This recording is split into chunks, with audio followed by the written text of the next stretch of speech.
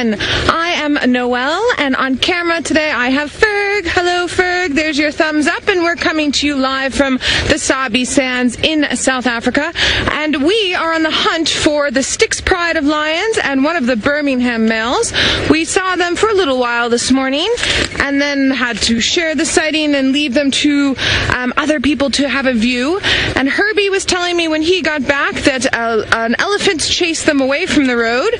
So we've just been checking the area, and then now I just got an update that one of the transfer vehicles that dropped guests off at one of the lodge saw them recently within the past couple hours. So we're going to go back to the main road and check on the main road. Sorry, Impala, I do love you and you're beautiful, but we're determined to find these lions. I would like to spend some good time with them today, this afternoon if we can, because this morning we only got a few minutes with them. Other than that, it's really hot here this afternoon. We're sweating under our hats. Hoping everybody's having a good day. I'd be curious to know what everyone...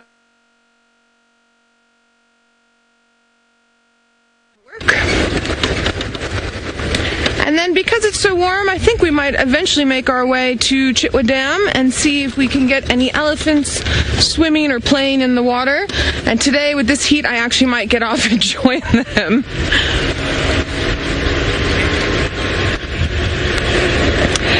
James, you would like to know if we're going to see Tundi and her cub today. James, anything is possible. Unfortunately, she has moved her den site. Scotty D has been doing a really good job of trying to relocate that den site. We, unfortunately, have not been lucky in that regard. And as I say that, there's some elephants coming through, so I'm just going to come around the corner. We have not been as lucky in that regard finding her new den site. So, look, anything could happen. But because we don't specifically know where she is, and it's very hot right now, that's not where we're focusing at the moment, but hopefully we will focus there at some point, maybe tomorrow morning. I'm thinking tomorrow morning would be a good bet. There's a nice Ellie with the trunk up. Now, this is the area where we saw the lions this morning, so I'm hoping that actually these elephants are going to show us where they are. Elephants don't like lions, elephants hate lions, and lions don't like elephants either, and they sort of chase each other around quite, oh, and of course now you're behind us, so I have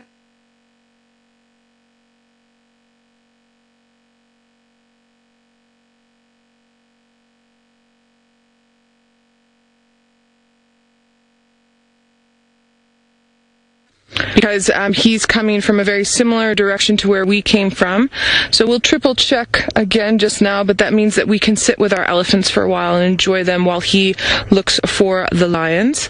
Now this is a young male elephant, and he is definitely smelling something. He's interested in something that's not us. Come, elephant, where are these lions? Now, elephants don't like lions. The pride like this, where there's small cubs, they're going to get out of the way rather than try to defend themselves. And when lions do get a chance to take an elephant down, it's a very specialized way of hunting. It's not just any pride of lions that can do this. It's a distinctive pride of lions that will be able to do that. Now we've got this young bull in front of us here smelling around. The wind's coming from behind me, and then just to our left we have more elephants that are coming through, and I'm hoping they're going to go to the dam.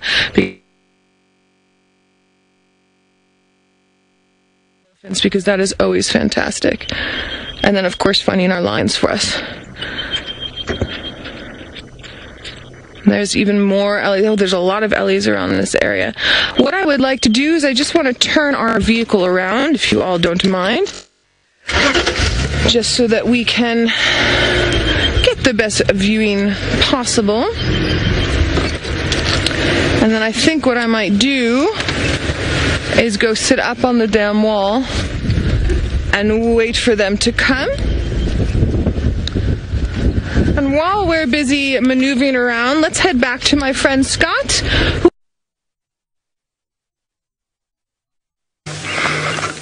Yes, we are luckily in a good spot here where we can see watching snooze earlier, and that herd of elephants did actually meet up with him. We're not far from where he was sleeping, and they literally haven't moved. It's so hot that all of these elephants are like on a serious go slow.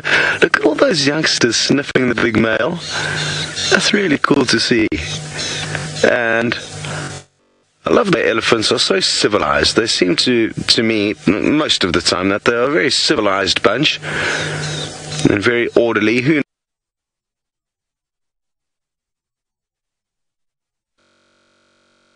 been throwing his size and weight around, and he's also decided to just walk in the perfect spot for us to get some great views of him. Now, what I'd be very interested to know is exactly how he kind of communicated with them. Did he communicate with them before they arrived and before he headed off from his sleeping place? He could well have. Oh, this is interesting. That female is not too interested in his advances, but it seems like he's not giving her a hard time. And it looks like, I think, now that he said hello to all of them,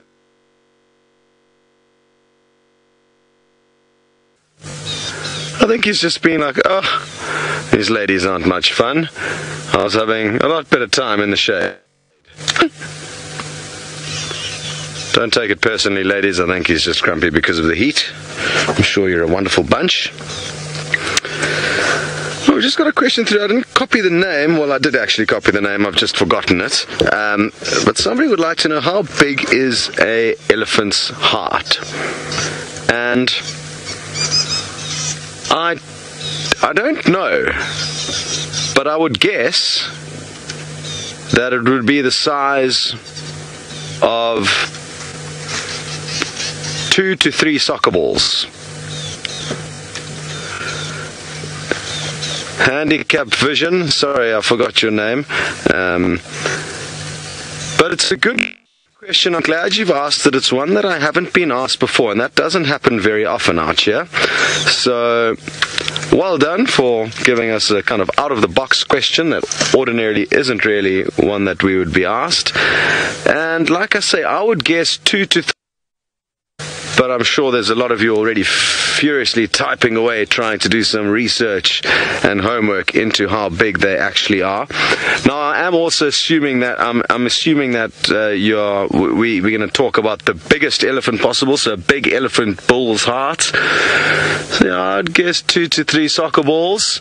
It'll be interesting to know what Taylor's guess is, or maybe she knows the exact answer. Why don't you go and ask her, because you're heading straight back there now.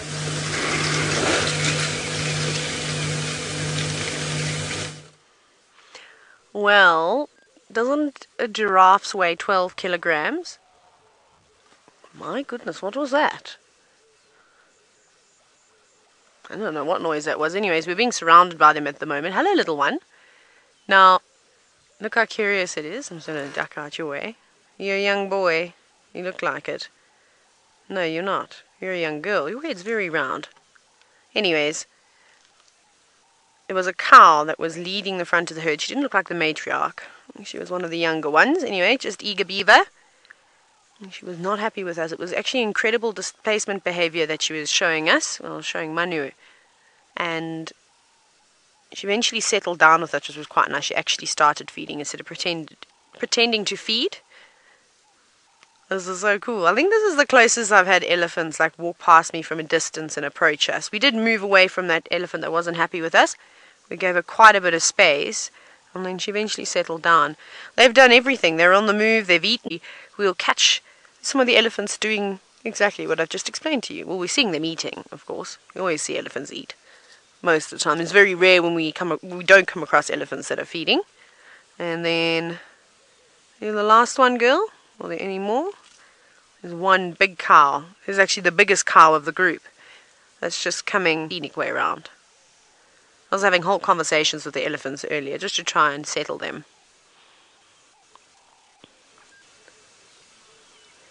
Now, Jenny, you're wondering why are elephants important to the world? Well, just because they're elephants and they're magnificent creatures. However, they are very important to the ecosystem. I mean, they're largely responsible, as well as in this area, the wildebeest and the buffalo and of course the elephants, of turning tall grasslands into short grasslands. Elephants turn forests into smaller wooded areas. They help, open a lot of dense places. But they also do a lot of destruction if they're in an area that's too small for them. So back in the day when there were no fences and they could just go wherever they wanted, they weren't impacting areas too much. So if you've ever followed any of the studies, though, and you've read about, particularly in Kruger, it's actually astonishing how herds of elephants will come through and decimate an area but move out, and then it recovers fairly quickly.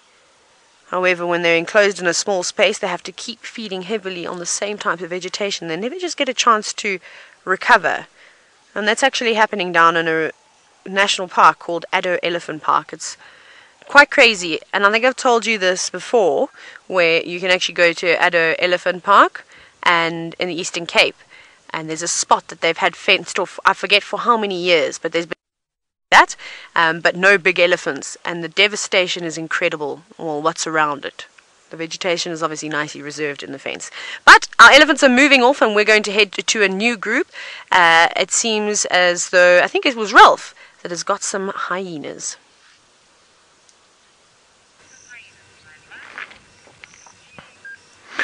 Thanks very much. And wow, we don't just have some hyenas.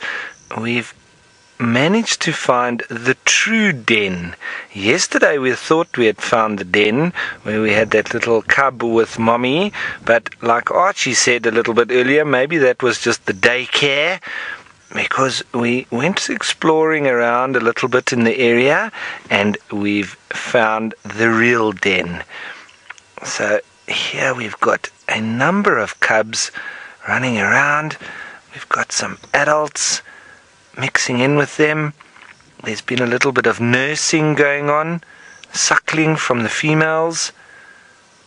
But what an absolute magical find this is. I am absolutely stoked. This is one of the most amazing sights I have ever seen, and I do love hyenas. But to find a den site with this amount of individuals is absolutely amazing. Got little youngsters there, all range of ages. The females normally have between 1 and 2 cubs of their own, sometimes a third. And generally the males, when they are adults, they normally average at about 60 kilograms, which would be around 120, 150 pounds. So not very heavy, but the females, they'd be about another 50 pounds heavier than that. But these little babies, they'll start to change color quite soon. Now, everybody, this is a lovely little encounter, so we're going to be doing an action broadcast. Just so that you know, I'm going to be reintroducing everybody and just run through the little story that has been unfolding here. All right.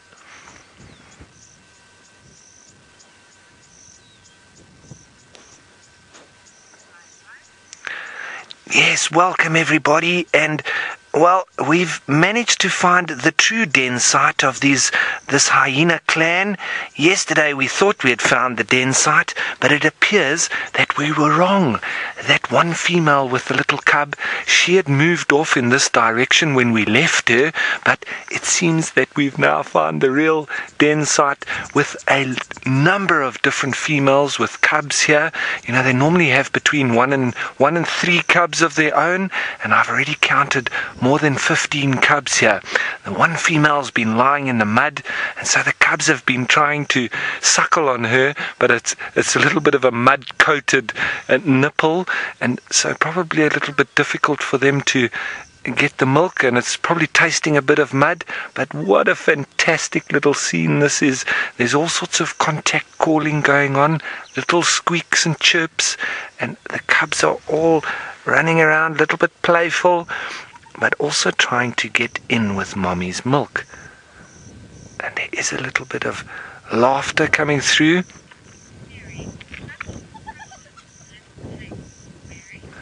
Now, Mary, you're saying such precious little things. Oh, absolutely. They are precious little things. However, they can be quite deadly, even from a young little age like that. If they are born to a dominant female and a high-ranking female, very often the firstborn can even eat the two younger born, or the one younger born, however many were born. And it can be quite disturbing that such a young little animal can actually kill its sibling and eat him. But that is the way of hyena.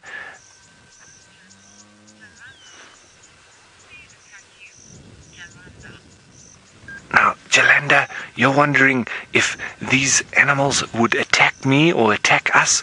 No, they are very happy with us being around them, and they're just continuing with their normal behavior.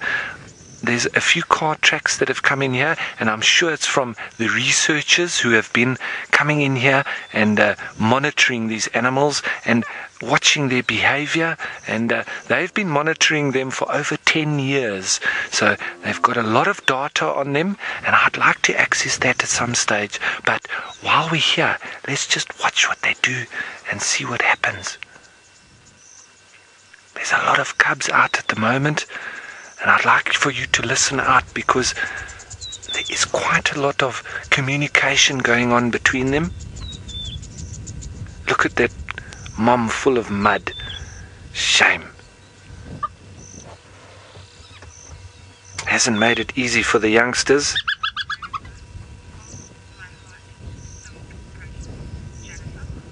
Now, Jennifer, thanks for your comment saying that it's so precious. Look at all of them. A little bit of a family tiff. See, even at that young age, they can be quite aggressive. They got to sort out their hierarchy from very small. And even the adults, they won't get involved with a higher ranking youngster. So they need to be careful too. It's very political with hyena, and they all know their place. They're all from the same mother? No. They'll all be from different mothers, and this is a very big clan. It's 80 plus individuals. So these are all from different mothers, and as I say, there's normally between 1 and 3 cubs.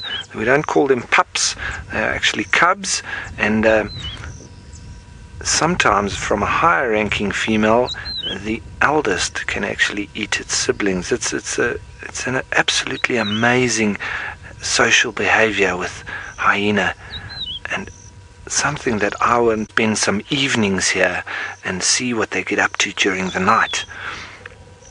And we could even put on the infrared. We'll maybe see them going on hunts. We could see a whole host of different things that the hyenas get up to. Now, Yusuf, you're wondering how old they are. Well, I think these cubs are ranging pretty much. I haven't seen one much younger than a month, but there's all the way up to over 18 months. And that's when they pretty much suckle up until they get rather large, and that's actually quite an old age for a hyena cub to be suckling from the mother. But those ones there, once they start to get their adult coloration, they are already a few months old. So I would put that one probably between 4 and 6 months, but the other ones are a little bit younger than that when they're totally black.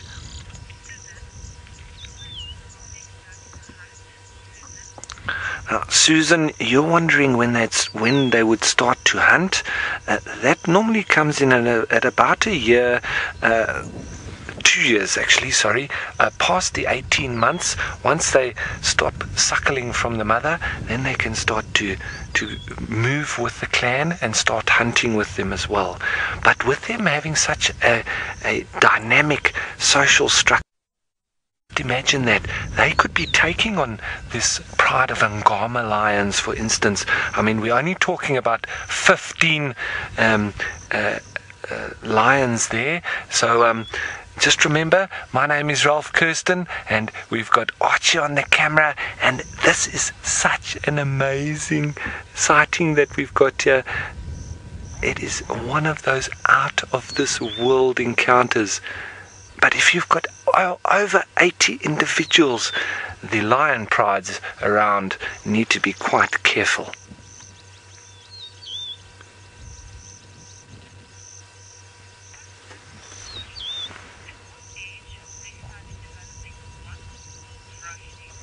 Now, Roshni, you're wondering at what age they start to develop spots.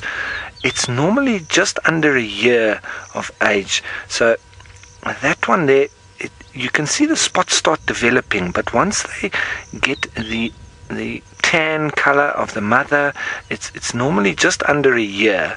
So they do start to get a little bit of the spots from 6 months, but then they start to get the fawny color, and once they hit even 18 months, they almost look like mini adults, but they are still suckling from the mother at that age. So it's quite an old age for them to be suckling and looking like mini adults. And I do think that the dark color that they are like that is so that when the adults stash them in the holes that they do leave them in, they are well camouflaged with the darkness of the background of the hole. And these little cubs have been going around suckling from their mum.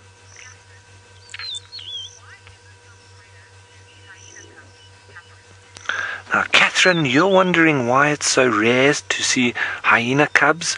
Well, because they normally choose their den site in secretive locations, and we've been lucky enough that we've persisted, and we've found out from some locals that have been around for a long time that where the area that these hyenas have got their den. And I've been hanging around in the area where we've been seeing a lot of hyenas and exploring with the complete intent of trying to find this den site. So I got a few clues from people in the area, and eventually today we were able to find it. And so from now on, I think I'm going to be spending a lot of time here, and I'd love for all of you to join me and see the dynamics change and the daily goings on of a hyena clan and den site.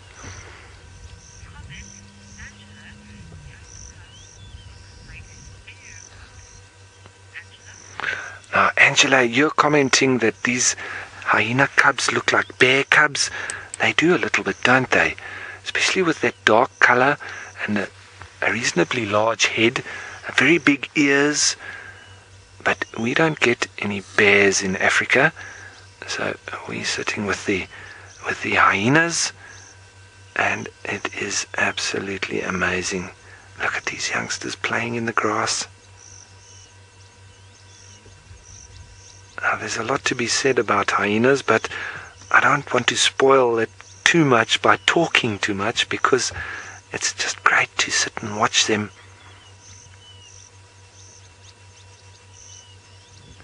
Remember that the females are larger than the males, and they do have a pseudo penis, so it's not necessarily that you see a penis, you think it's a male. The females actually have one too.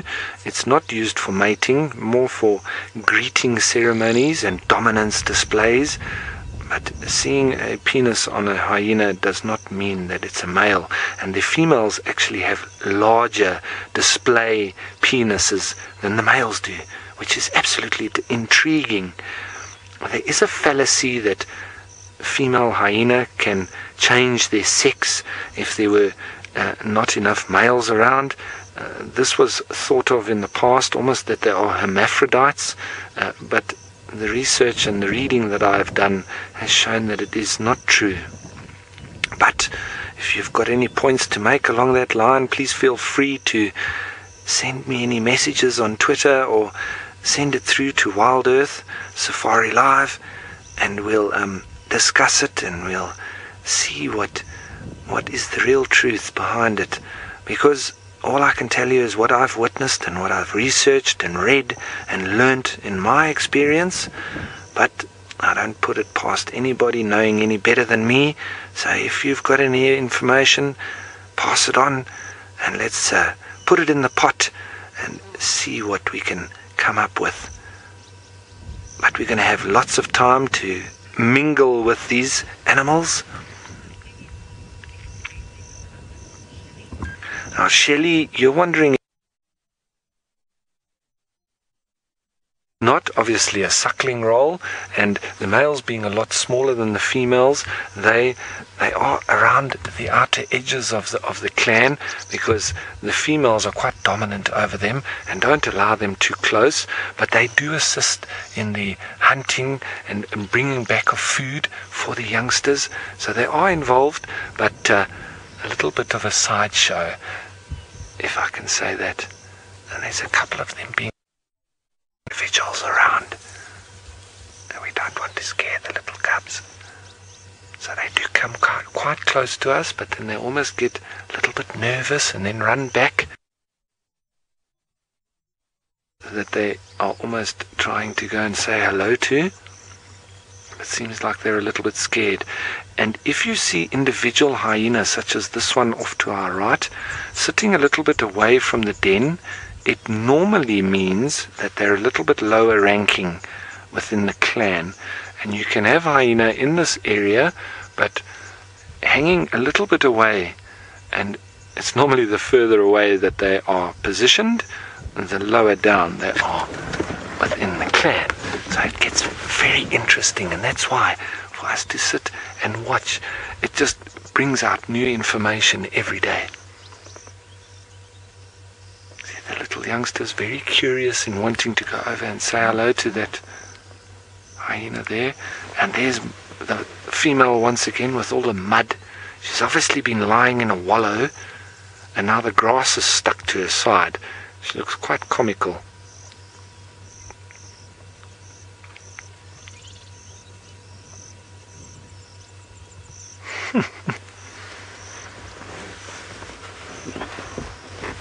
That's a really funny looking hyena, that.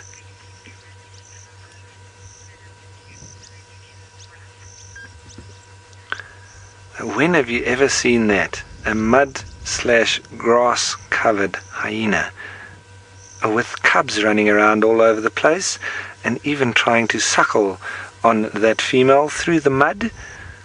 Shame. I don't want to be her child, trying to get milk with muddy flavor. But wow, what an amazing experience.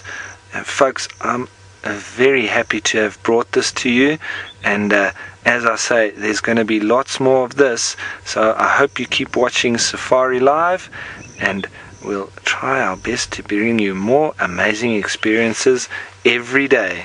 And once again, my name is Ralph Kirsten, and you've been watching us with the Hyena Clan in the Masai Mara in Kenya.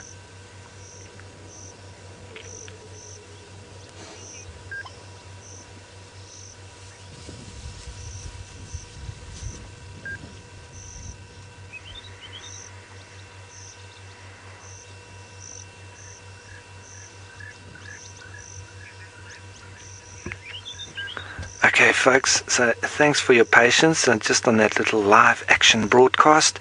I'm sure we're going to have a few of those while sitting near to this den.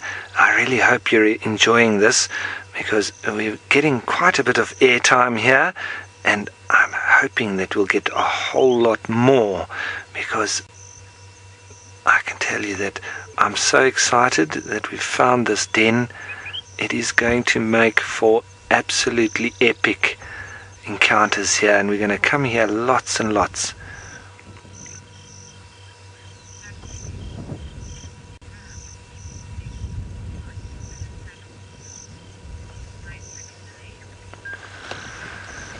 So, with the amount of time that we've spent here, we don't want to keep it all to ourselves, even though as amazing as it is, we do want to send you back on down south to South Africa, to Scott, who's got a very long-billed bird to show you.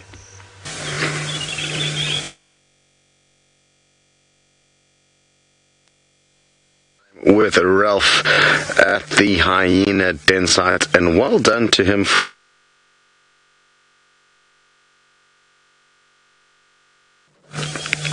We've been spending time with this lovely lady, and she's been having to be quite patient because she's a bird that likes to hunt in small shallow ponds, but sadly not necessarily small shallow ponds, more shallow.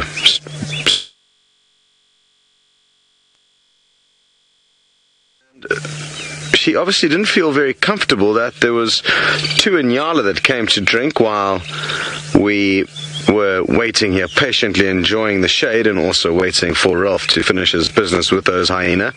Now, I'm not convinced whether it's our presence now that's preventing her from coming closer, or it's just that she is relaxing around. On this hot day, you can see she does have her beak wide open, panting. It's been an incredibly hot day, so I'm not too sure what we should do, whether we should leave and let her get back to her business. I wasn't convinced that it was us that scared her. I thought it was the Inyala bulls that kind of made her a little bit nervous. But the fact that she hasn't moved closer to the water since they've left is making me feel a little bit naughty. Not naughty, but a bit awkward, I guess, because we don't want to prevent her doing what she was doing before we got here. Scarlett, you would like to know how tall is the stork, and I would say between 110 centimeters and 120 centimeters when its head is kind of held upright as it is now. So just over a meter. Come on, come back to the water's edge. I know there's lots of frogs in this little pond because I've seen them before. Some of you may remember coming past here on a bushwalk that I did, and we found a whole host of little frogs. Actually, most of them were not in the water. They were on the kind of water's edge in a little thicket of grass.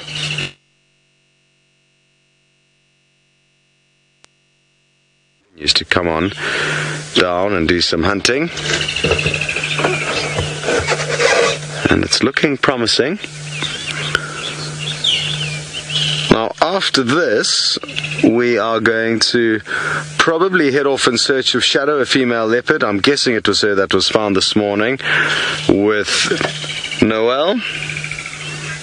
Sean, you suggesting that this lady could quite easily be a supermodel with legs this long, and yes, she certainly could strut herself down a catwalk.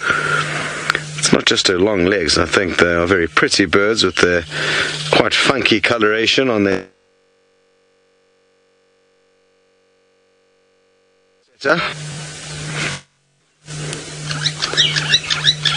Now, I wouldn't like to be a frog having those beady eyes keeping an eye on me. That is for certain. And it looks like we are in luck. She is back at the water's edge. King Quad, you're wondering what that kind of hole on her chest is, and quite a few birds actually have that. A lot of them you'll only notice it when the wind blows accordingly, but with the saddle-billed storks I've noticed it's often more evident. But a lot of birds have a bare patch there, but like I say, it's only correct weather. In the correct weather, in the correct direction. Why exactly the saddle-billed storks always have that little bare patch, I'm not too certain.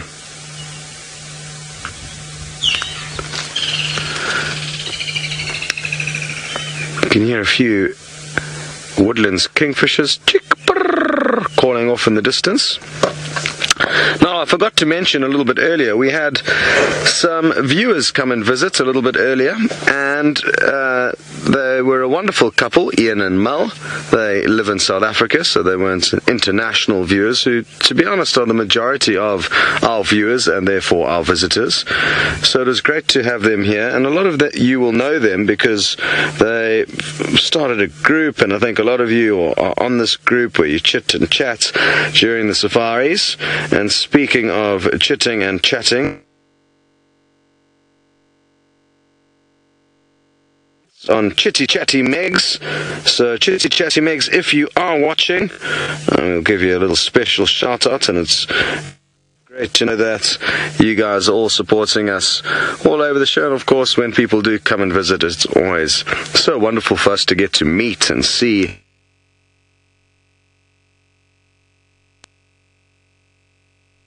Chitty Chatty Megs, and also thanks to Ian and Mel for popping in for a visit. And if any of you would like to come and visit, it's very easy. Just pop an email to us before you come into the area, and we'll coordinate everything and make sure we make a plan.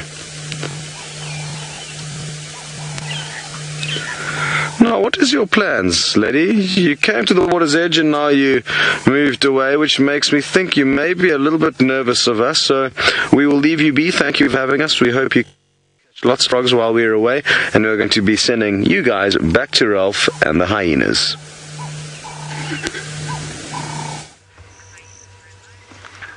Thanks, Scott. Yeah, well, it's a laugh a minute here. We're having all sorts of things going on with these cubs. There's been a little bit of an older cub that has shown himself off there on the left-hand corner, and it seems this one is probably around the 18 months, heading towards 2 years old. It's still quite fluffy and got a little bit of brown on it, and it looks like a young female, but been trying to move through the clan and even tried to suckle a minute ago, but the female that she tried to, I think, suckle from, was not quite happy with that, so it was a little bit of a snarl, and then she moved off, and all the little cubs were trying to bite her and play with her, and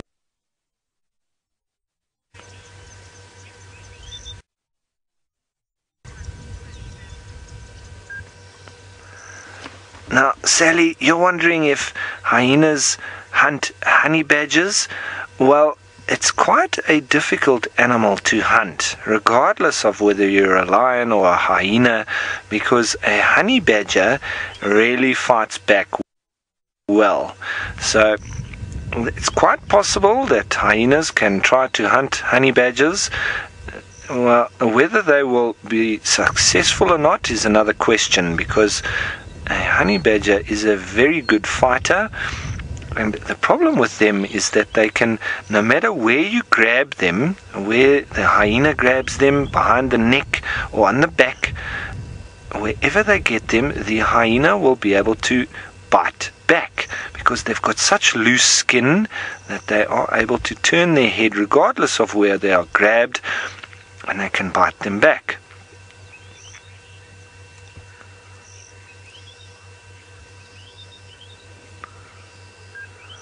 So, folks, this is now going to be pretty much a daily occurrence for me, I think. And so, from one big predator to another, we're going to send you on down to South Africa and Noel, who's with Hosana.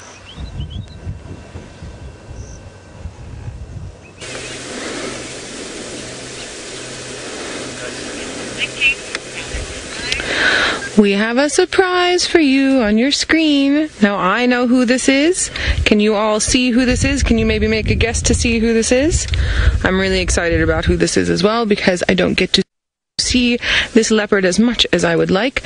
So this little leopard was found by one of the Chitwa vehicles, so we have to say thank you very much to them.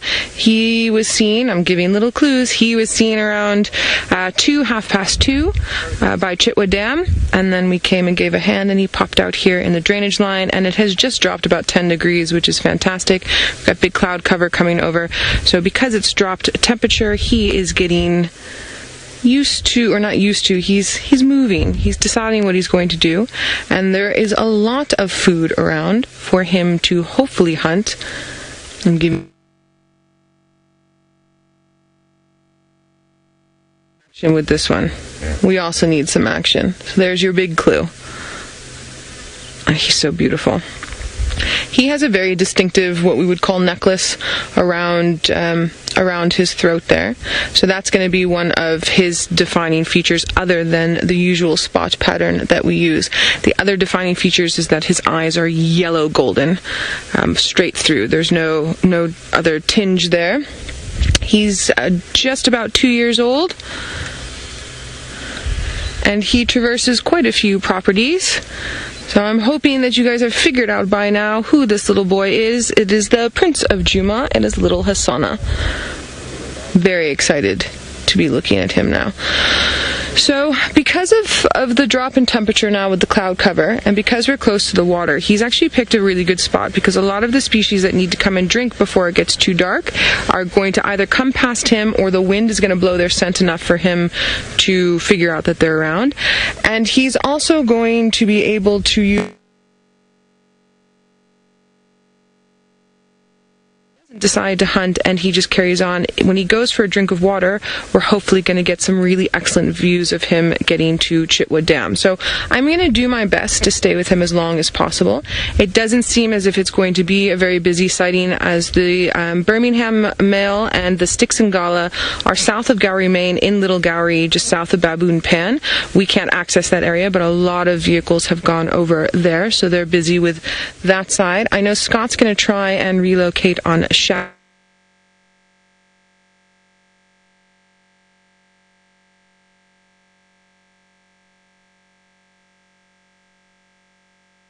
sort of 3 drives. We've had Tinkana, Kachaba, Hosana, and Shadow. Well, now we just need a little bit of Tundi love.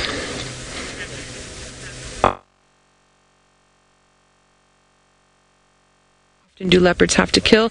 Now, Edward, leopards are very variable with their diet. They can eat baby mice, they can eat scorpions, they can eat impala, they can eat duiker and steenbok. Even big males will go for things like baby giraffe. So when they haven't managed to kill anything large, they sort of snack along the way. They'll even eat guinea fowl. If for some reason they can't get to baby mice and guinea fowl and scorpions and the smaller things, then they really only need to make a kill once or twice a week, depending on the size of the kill. They are very good at taking care of themselves, and also because they have a protein diet and they usually stuff themselves, it doesn't have to be every day. Alright, from one amazing predator to another amazing predator, Taylor is up in the Masai Mara, and she's got some cuteness that she would like to show you as well. So let's head on up to her. I feel as though these are my best friends, Noel, these 4 jackal pups that I've been following for some time now. We saw them this morning off with the adults, heading somewhere. I don't know where they went. And now they're back where we found them initially, but they don't have any full bellies, so they obviously didn't get a big meal. Hello, little one, in the lovely golden grass. Isn't that cool? No, don't run right past the cars. They're going behind us now. So now I need to...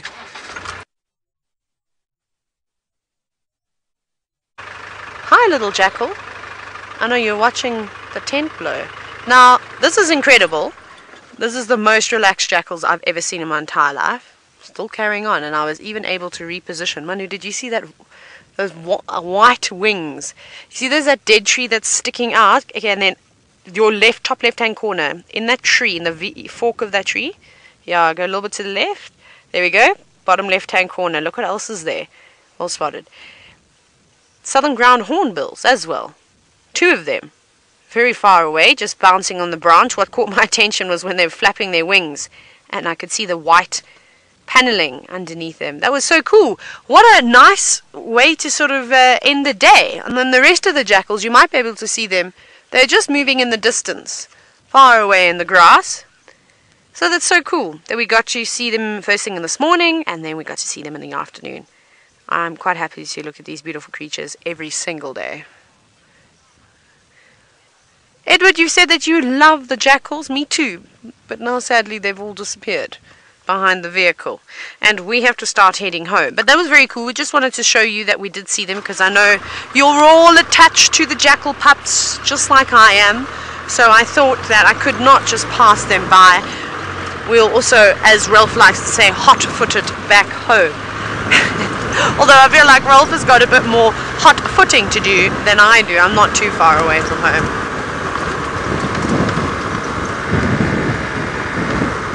Oh my goodness! Joy in Hong Kong, you're wondering what happened to our collective poem. No one else gave any more credit. Well, lines. Only Christine helped me out, and then I didn't even finish it. I completely forgot to mention it today. I was supposed to. Maybe we can try and do it tomorrow morning, or the next afternoon. Sorry, my mic pack has fallen again. It's got my hair. It's the funniest when that happens. I'm like stuck like this. Anyway, so Joy, I think we won't put too much pressure on anyone today. I haven't heard anything. If anyone has added a few more lines to what we started off with this morning, so maybe I'll post a picture a bit later, and then I'll give you a chance to have a look and see what we've got and see where you can keep adding. But I definitely think those Jackal pups deserve a poem, don't you? We see them enough. They're like the stars of the show at the moment. So I'm very happy to see them. I'm going to be very sad when they disperse and they head off. I'm hoping that they keep coming back for a little bit, and that we can try and figure out where they move to, because I'd like to follow them for as long as possible. It'd be really nice.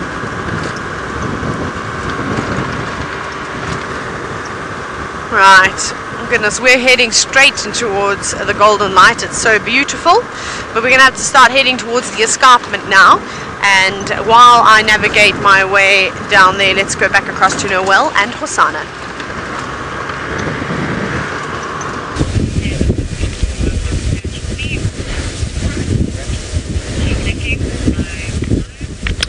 So we've moved around for another view of Hosana. We had another vehicle that came to join us, and because we're such a tiny little short body vehicle, we can squeeze ourselves into places that some of the game viewers can't. So we moved around, and I'm actually quite happy with this view that we have here. He's actually looking a little bit more full than I would expect him to. Maybe after Scott was finished with him yesterday and through this morning, he managed to get a couple of those small piglets. You never know. It's also possible that he maybe has a kill somewhere near here that we just haven't seen. This drainage line's very difficult to access, so we're lucky that he pulled himself out of where he was before, so that we can actually view him. So you can just see there on the right hand side, he's just got a little bulge, not a huge bulge, not as large as Tingana was the other day, but big enough. And he is still breathing heavily because it was so hot, but this temperature drop is absolutely magnificent, not just for him, but for myself and Ferg as well, because there's no shady spots around here.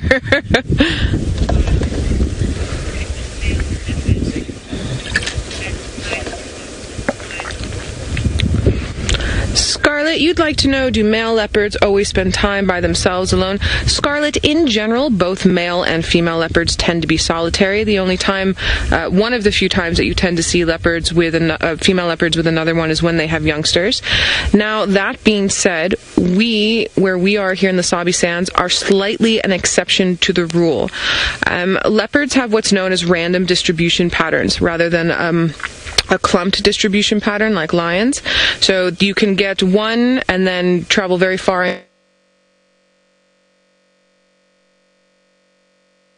and then have, one or two. For us here, because of the type of soil we have, which gives us such hardy vegetation that is very palatable, it's easy to eat, which means we get a lot of prey species. That also means we get a high abundancy of predator species.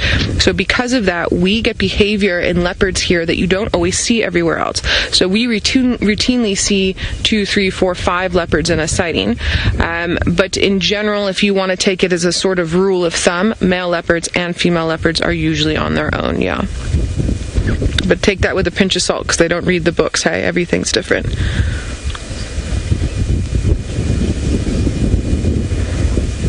Yes, he blends in so well.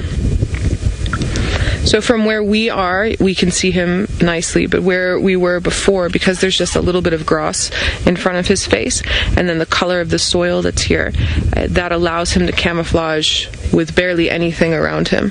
And that's sort of what he's meant to do, is he's meant to be in the open and still be hidden at the same time. It's good for his hunting patterns.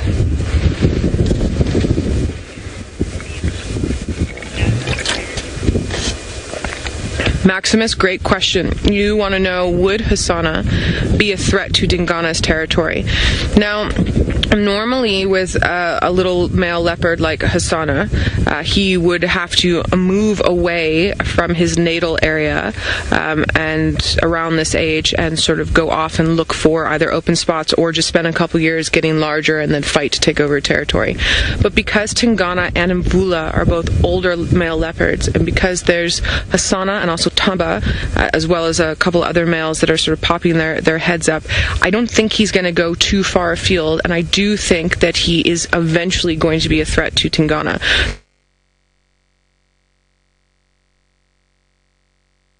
Know what Scotty D thinks of the scenario,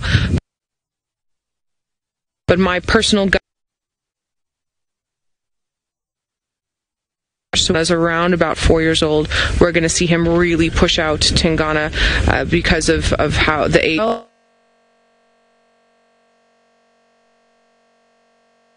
Because their territories keep shrinking after they get sort of ousted from their main core territories. But yeah, I do think that that's a distinctive possibility. Sorry for the noise in the back. We just have one of the vehicles from Chitwa that's leaving us to carry on to go look for something else. There, he's picked up his head just to listen a little bit.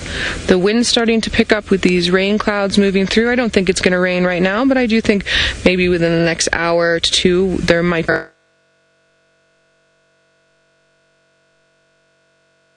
a minimum of 60 millimeters to really get this bush going. Scott and I were chatting about it today, and all of the green is now starting to turn brown, so we need some good rain. Even though it's the rainy season here, rain distribution patterns within the low-feld area are very particular per area.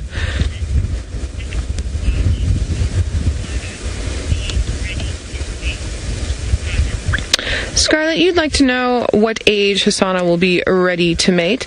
So Hosana technically has all of the abilities right now to be able to mate, but he's not quite there. It's very similar to humans. You, as a very young teenager, have all the bodily functions of being able to mate, but your maturity level is not necessarily there. So he'll probably start mating with female fully different. I know a male that at 2.5, 3 years old, he just went through this funny little growth spurt and managed to find a niche for himself that no male was occupying, and started all of that process a little bit earlier. And I also know males who took about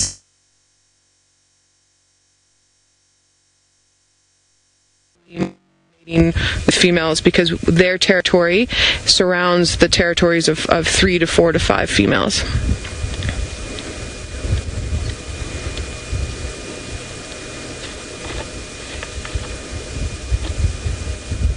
I'm loving all the questions, everybody. For those that might just be joining us, and it's so amazing, we have 2 viewers who have told us this morning and yesterday afternoon, oh my goodness, Safari Live, I just found you, and have started interacting with us. So for any of those viewers that might be watching who are new, please do. And for any of you silent viewers, we love hearing from you. Don't be too silent. There's a little yawn. So don't forget, you can ask us questions or make comments on hashtag Safari Live on the Twitter or through the YouTube chat. Or if we do an action broadcast on whatever platform we're doing action broadcasts on as well.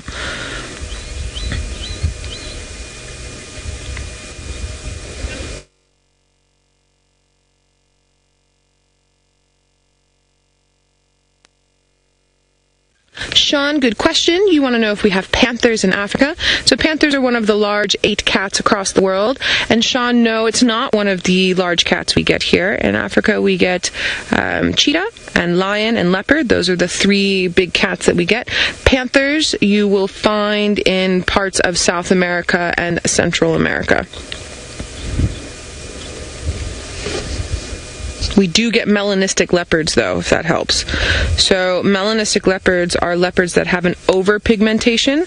So you'll see rosettes, but not like this. The whole coat will be black, and then the rosettes will be sort of shining through the back end. There's a nice yawn. Sorry everyone, we're having a few gremlins that are knocking at our door, a little bit of picture breakup and sound breakup. It does happen, we are live, and with the weather changing like it is where Ferg and I are sitting, it's bound to bring a few of the gremlins out. As you all know, when gremlins get wet, they turn crazy, and there's rain on the horizon in the next couple of hours. So now Hosana is yawning away, and that means he's possibly going to start moving in the next couple of minutes, and you can see that big, beautiful rain, careful Ferg, there, the things there, rain cover there. Oh, sorry. There we go.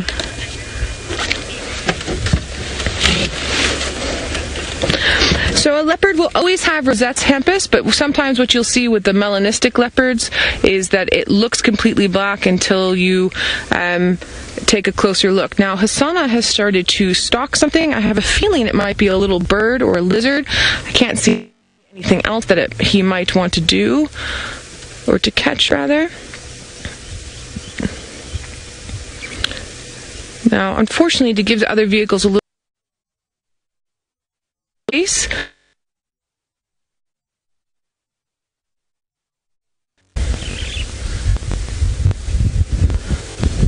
I wonder.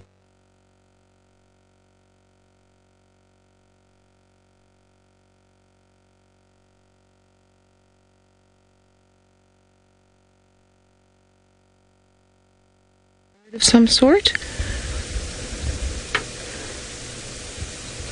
or possibly a lizard, maybe a little scrub hare, or maybe he sees something on the damn wall that I can't see at the moment. That would be another possibility. So I was thinking he saw something right there. I'm just going to let him go forward a little bit more, and then I will move the vehicle. It's not going to disturb anything. All right, I'm just going to move around just a bit, just so we have a better view. Just stay with me, everybody. I feel like whatever is happening with him is behind the damn wall there.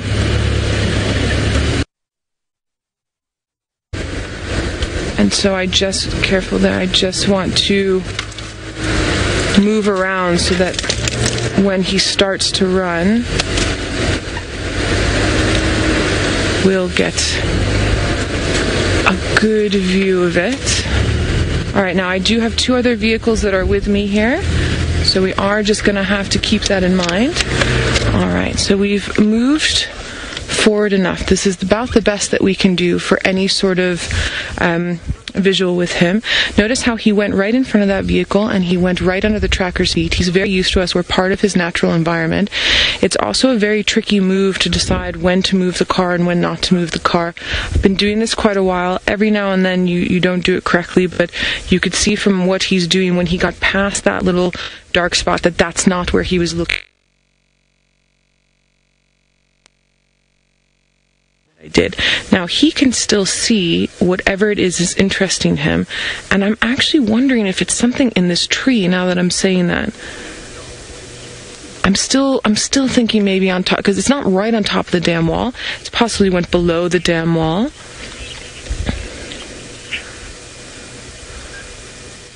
Alright guys, we're just gonna go over to an action.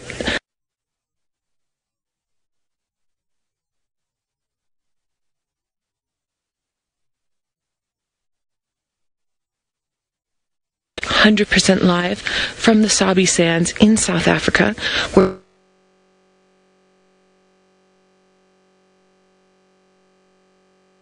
started to stalk out of the drainage line that he was in, and he's caught his eye on something. Now, we can't decide if it was something that was on the damn wall that went behind the damn wall, or if it is possibly some birds that are catching his eye, but we're going to stick with him. He was doing the crouching and then lying down and crouching and slowly moving forward. He's just laid down now, so whatever he is stalking, he's biding his time slightly.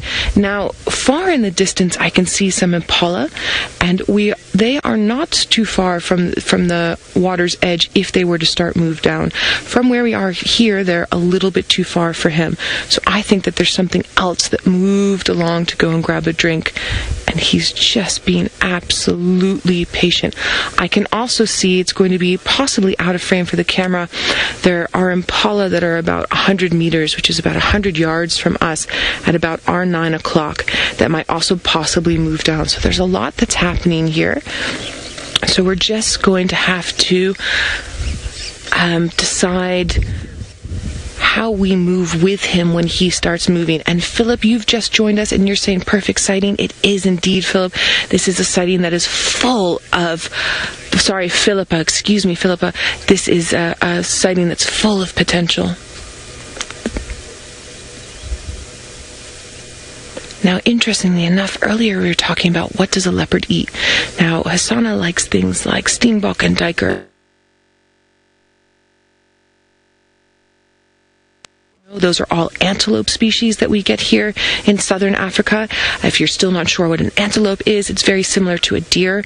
We don't get any deer in sub-Saharan Africa. We just get antelope. But the body shape is very similar. So now you're asking, what is he waiting for? So basically, he's waiting for whatever he saw that he feels like eating. So other than those antelope species that we were talking about, they'll also eat things like birds and mice and lizards and scorpions when they feel like it. And because he's a younger leopard, he's just about 2 years old, there are things that will catch his eye other than some of the medium-sized antelope species. And so whatever it is that's caught his eye here, he has crouched down low enough, but he's still looking every now and then, and he's trying his best not to move overtly. So from the angle that I'm sitting, I can't necessarily tell exactly what he's seeing. And because I'm live with you all, I can't ask the vehicle that he crept underneath. But we're just going to have to wait. We're going to wait with bated breath.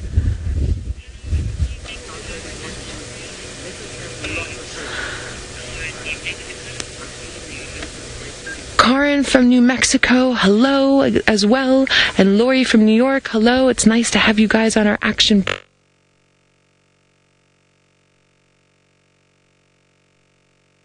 Those comments and those questions as much as you would like, and we will try and answer as much as we can. Oh, he's moving slightly. Whatever he's seeing is still interesting. Do you see that? See how do any of you have cats at home, domestic cats at home? They'll do a very similar thing when they've noticed something that catches their eye that they want to eat. Now, there's some really amazing footage that's out there of leopards chasing tree squirrels up through trees and catching them, and monkeys as well. So it's not just the large things like we talked about. This could be a tree squirrel that he sees.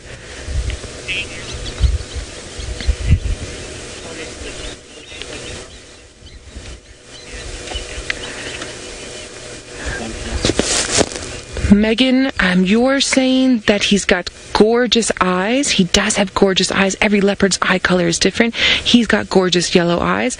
I'm so sorry that it seems as if my voice is dropping in and out from your end. From our end, it seems to be okay, but we'll work on that problem a little bit.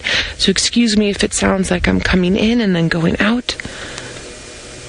I can't really talk louder than the way that I'm talking now.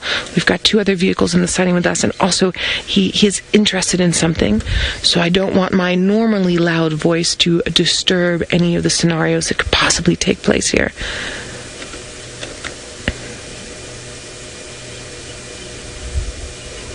He is slightly losing interest in whatever caught his interest. But then he looks back and he catches it again. Sarah, you're saying that this is the coolest cat. He is indeed one of the coolest leopards. Our resident territorial males is my absolute favorite. But Hosana is, yes, he's a beautiful little boy, and I can't wait. Started to come into his own. His neck is thicker. Ooh, we had a European roller fly past, and then see Hosana and have a little bit of a there. What do you see, my boy? What is drawing your attention? It's interesting because he's got that bush that's in front of him, but we've also got a lot of brush packing that's on the side of the dam wall here. That brush packing is used to help stop the erosion of the soil from coming off the dam wall and making the dam wall too thin. So it's possible that whatever he's looking at is inside this bush, but it's also possible that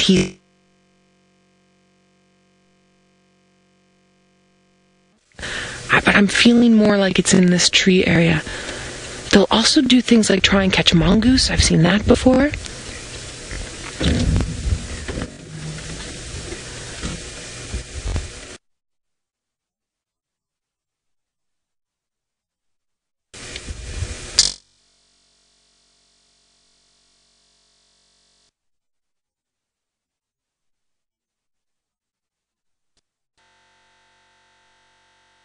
This type of stalking you're seeing, you can actually see all the little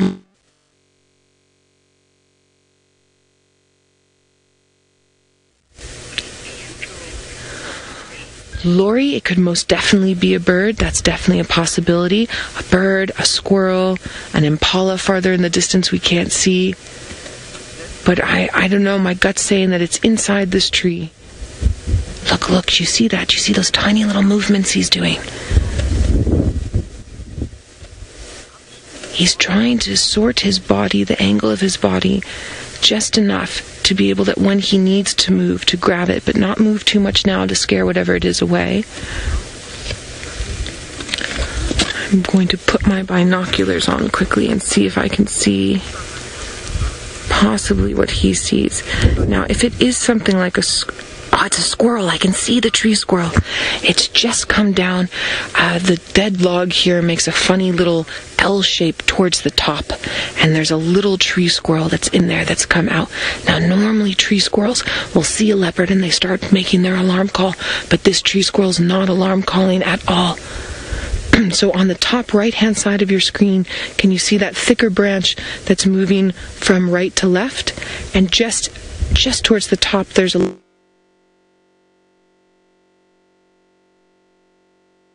gap just sitting on top of that branch, and that's what he's staring at. So that tree squirrel must have been moving in and out of these these logs that are here that have hollowed out a little bit, and he has really taken a liking to this tree squirrel. Now, part of it might be just because of prey that moves so quickly.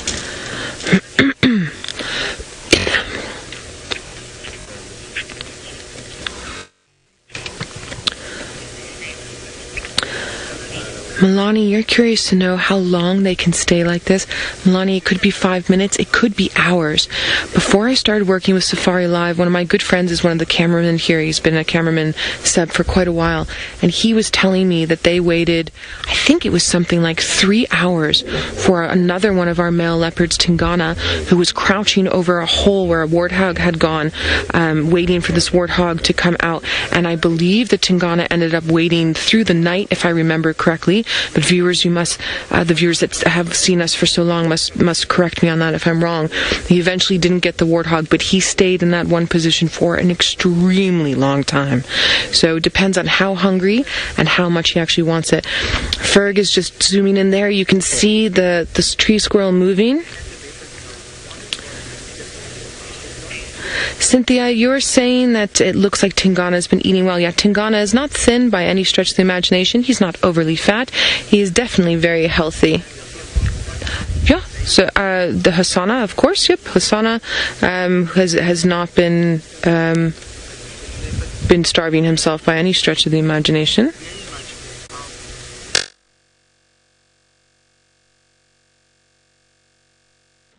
Melissa, you're saying snack time, indeed. But Melissa, it's also not just snack time, it's also practicing his skills. That's also what it is. Now, I like this wide shot that Ferg has. I'm going to explain to you what the tree squirrel is doing while you all keep an eye on Hosana. The tree squirrel is now moving to the right-hand side of that log, and And he's just busy. He probably has a little cache of seeds and nuts that are inside of there. He might also possibly live inside of there, depending. And so he's just moving around, going about his daily business. Now, I'm finding it amazing. He either hasn't seen this leopard or he just doesn't care. Maybe he doesn't. Maybe he's a squirrel that doesn't realize that this leopard can catch him. And I think Hosana is aware of this because he's not moving too much. And what I personally think he's waiting for is for this tree squirrel to come down out of the tree.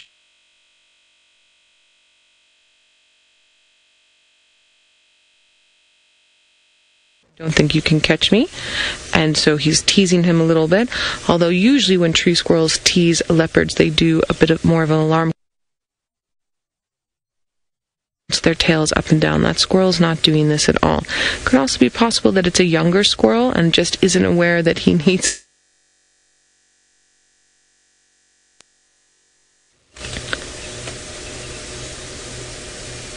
You see the intent on the face there.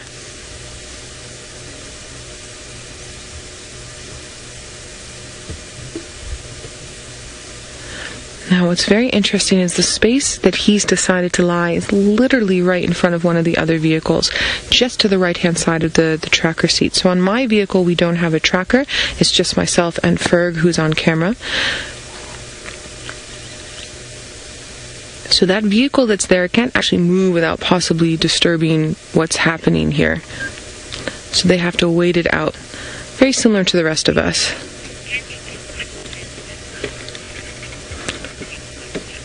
His tail is completely flat.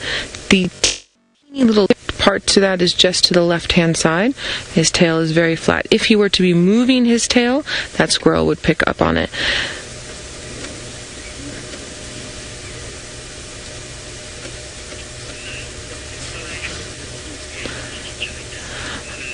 Hello, Moses from California. I hope you're enjoying this special action broadcast live from South Africa in the Sabi Sands with our very curious cat Hosana, busy keeping an eye on a very cheeky squirrel. Alright, this vehicle unfortunately is going to have to try to move. He's doing it as quietly as he possibly can without disturbing too much. To our sighting, so don't fret, but he does have to make sure to take his guests to a place that suits everybody, and every now and then we do have to move, but notice how it's not changing anything to do with the sighting. That squirrel is carrying on doing what that squirrel wants to do, and Hosana is also doing everything that he wants to do, which is to lie very still.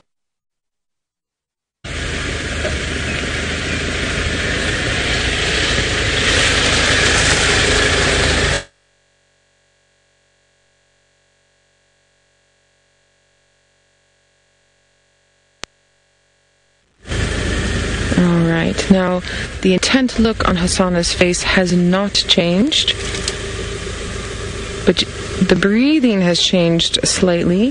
He's taking in some larger breaths because I think he thinks that this squirrel is going to come down out of this tree.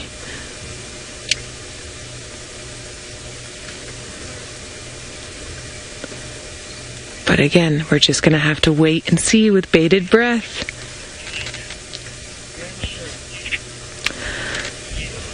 Eustace, you've just joined us with our special action broadcast. This is Hosana, one of the young male leopards.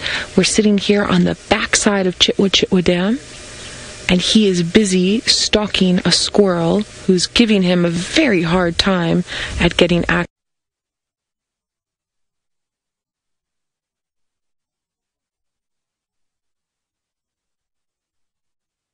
Squirrel to come. The squirrel to come out of this tree.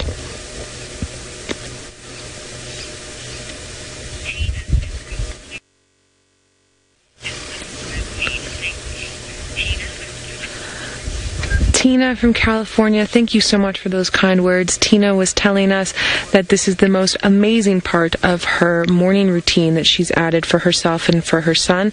Tina, I'm so glad that the two of you enjoy our Safari Live broadcasts as much as you do. So for any of you that are new to the Safari Live broadcast, because you're watching from twice a day live. You can catch us on YouTube. You can Google Safari Live or Wild Earth and find out our schedule off of our website, and then log on to YouTube every morning and every evening and watch myself, Scotty D, Tristan, Steph, James, Taylor, Ralph, Jamie, and Brent as we carry on doing safaris live for you from Sabi Sands in South Africa and from the Masai Mara in Kenya. And don't forget, it's also interactive. So all of these questions and comments that I'm answering live with you now are all coming through to our final control, and then they're feeding them through to me. So basically, you type it in on the Twitter or whatever social platform you happen to be on, or on the YouTube chat, and then they come through, and then I answer them for you out here in the bush.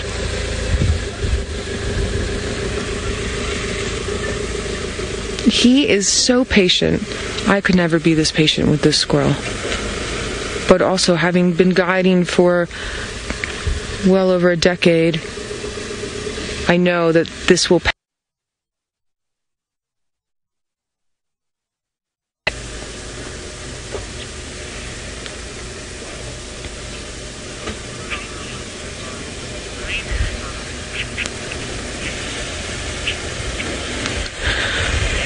Oh my goodness, Mina, you want to know what would happen if I'd walk out and approach that leopard? Mina, this is a wild leopard.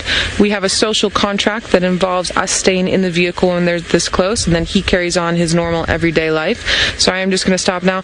I'm not in control of this sighting. There are other guys that are in control of this sighting, so there is some vehicle movement coming in and out. I unfortunately can't do anything about it, so I just need you all to bear with me on that. It's not affecting Hosana. It's not affecting this tree squirrel sighting, but just please excuse the noise. So that would be bad. That would be completely unethical on our side to get out of the vehicle. He would do one of two things. He would either be so pissed off at me that he would charge me, or he would be so astounded that this crazy lady has gotten out of her vehicle that she's supposed to stay in, and he would run away. Now, vice versa, you can also do game viewing activities, not just from a vehicle, but on foot. But when you're doing that, you're not driving up to an animal this close and then getting out and going, oh, I'm on foot with an animal. You might drive out a little ways to an area, and then you get off and you do a proper walk, and then when you approach the wildlife on foot, you're doing so in a manner to try and make sure that they never see that you're there, hear, or smell you.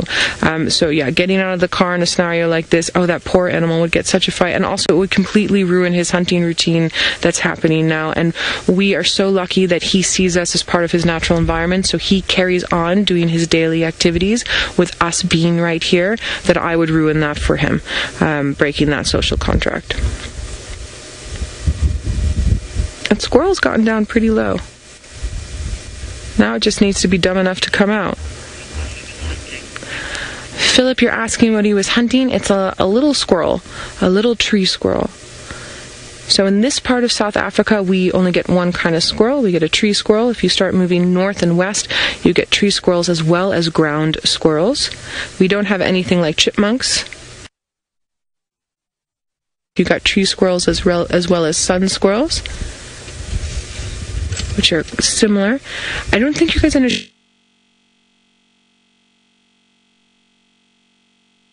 Still as he's doing right now, and keep still and watch this squirrel move into hopefully just the right position for him to be able to pounce on and eat. I'm also finding it slightly amusing that he's chosen the squirrel because it's cooled down quite a bit from earlier, and I can count off the top of my head maybe sort of 50-60 impala that are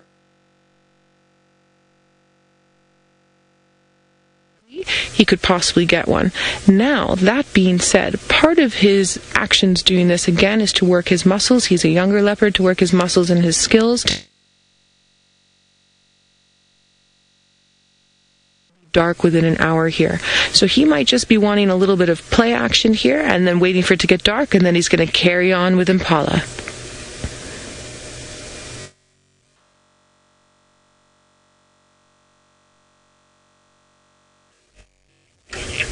right, everybody, I think we have had an amazing action broadcast. I think the best thing for everybody now is what we're going to do is we're going to wrap up this action broadcast that's been put out to the special platforms. And what I'm going to say to everybody is you must log on to YouTube, to Safari Live, after we log off here, and we're going to carry on watching him and wait and see what happens, because I think this is going to take another sort of 15 to 20 minutes. So for all the viewers who are usually with us, keep staying with us on YouTube. For any of the viewers that just pick up the little tings you get from the social media, hop on over to YouTube. And to all of our new viewers, Safari Live on the YouTube, Sunset Safari on the 28th of December 2017. And we'll see you all over then. Thank you so much for tuning in.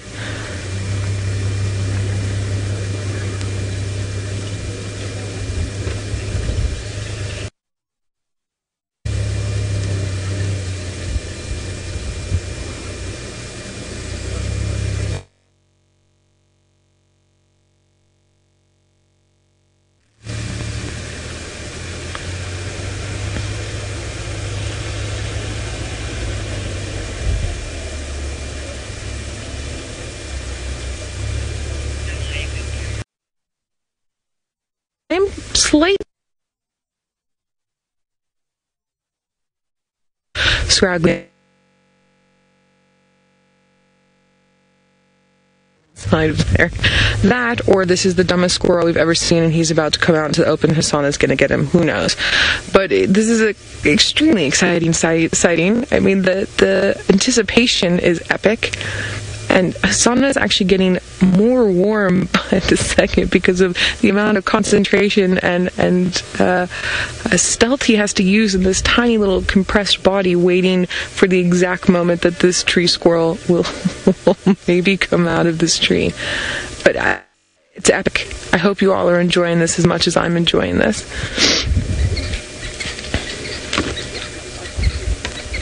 There's no better way to be sweating out in the bush than how we're doing it now. And I'm also very thankful that this cloud cover came over. If this cloud cover hadn't come over, we would be sitting in the direct sunlight. It was about 38 degrees today. And also, he probably would not have started moving and be giving us this amazing little scenario that we're seeing now if it was still too hot.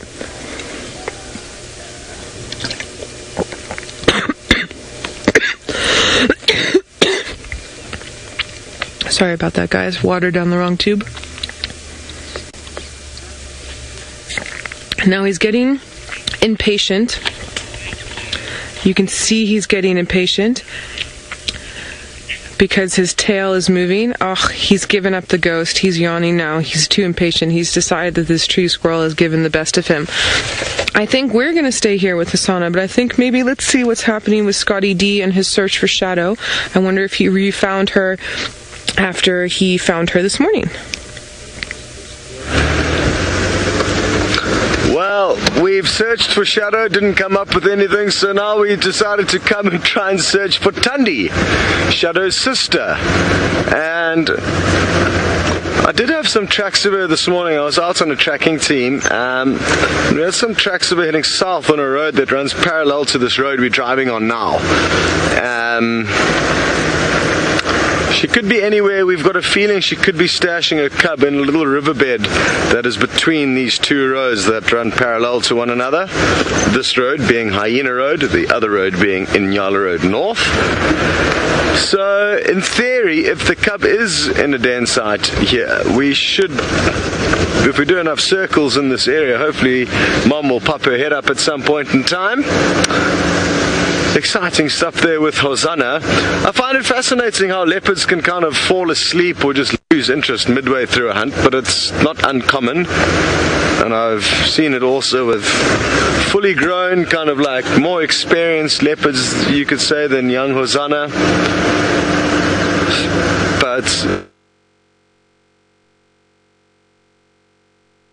she hopped on board with me, so let's hope that triggers something.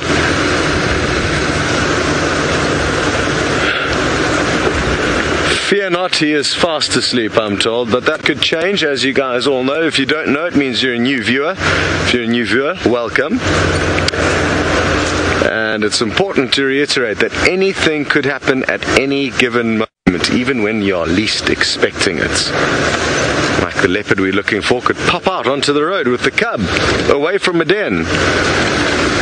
That would make me very happy. But for now, I'm just happy that a huge cloud came in and blocked the sun, as I felt like a tomato being roasted in an oven. It was most unpleasant when we headed out with regards to the temperature, but it's cooled down into a beautiful evening, and I'm literally thinking of possibly, as bizarre as this sounds, just doing laps around this area where we are hoping to find her. And I think, you know, in terms of investing time and energy and effort into something, when a leopard has a tiny cub like this, I think it really does make sense to invest as much time as possible into finding her. So those are probably going to be my plans for the remainder of the drive.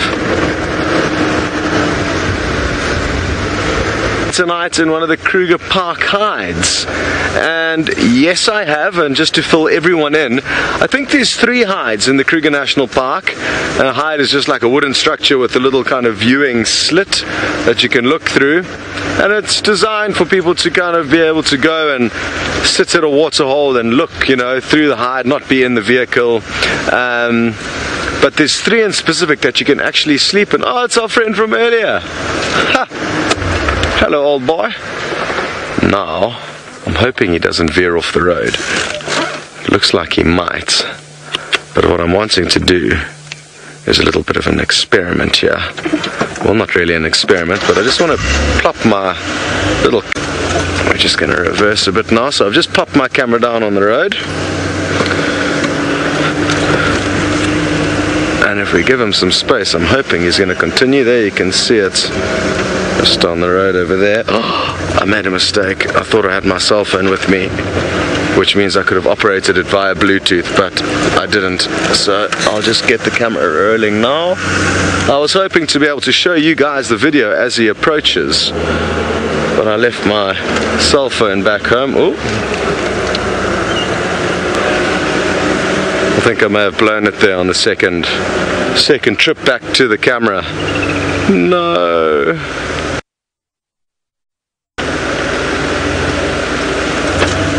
Well, seeing as though I've blown it, you'll be glad to know Noelle hasn't. She's got some elephants drinking.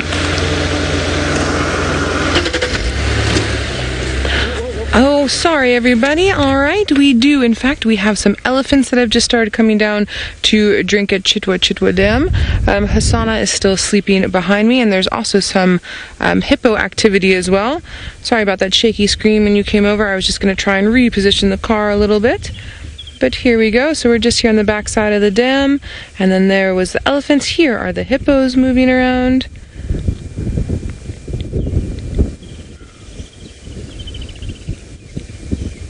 There's the elephants again having a drink. They have no idea that Hosana's here. The wind's blowing the wrong way.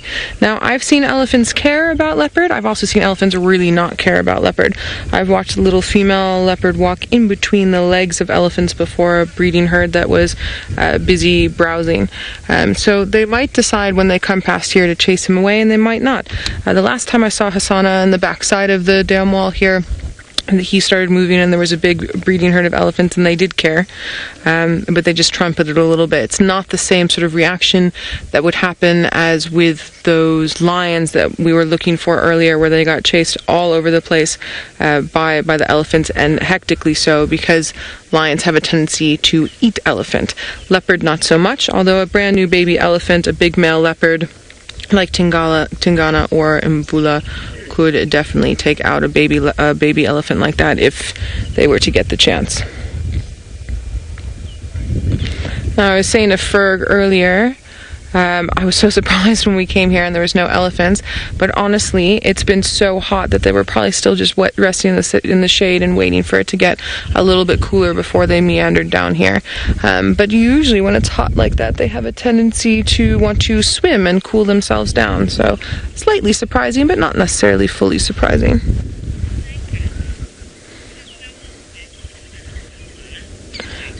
Sank it? No, we have not left Hosana. Hosana is just to my right-hand side. He's just sleeping. He is completely flat cat, so he's actually just behind my shoulder here, and we've tried our best to park in such a way where we can get a visual of everybody, but we do have other vehicles in the sighting with us, and it's an awkward little spot that he's found, but there he is, sleeping. He's decided the tree squirrel is not worth his attention anymore.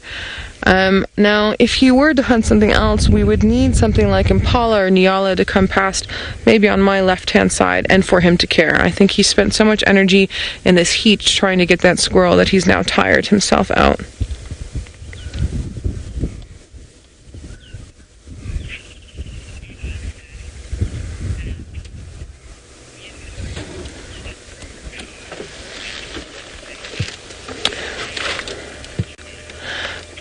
Punk and rock. Sorry, say that again. Punk and rock, Nikki? I got the question, but what was the guest name?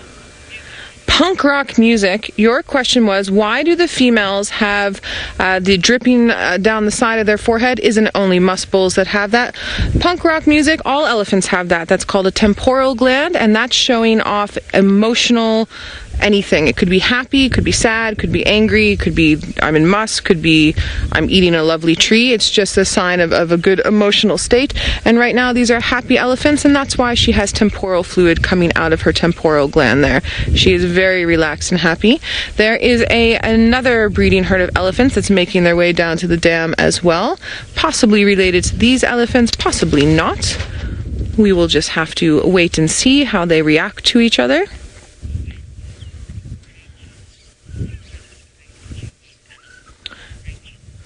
Rachel, I agree that it's extremely relaxing watching these animals, and also just elephants in particular. Whatever mood the elephants are in, I just find them, just their vibrations are very relaxing.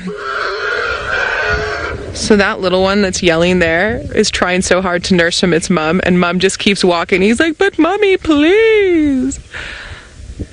There he goes, mom stopped.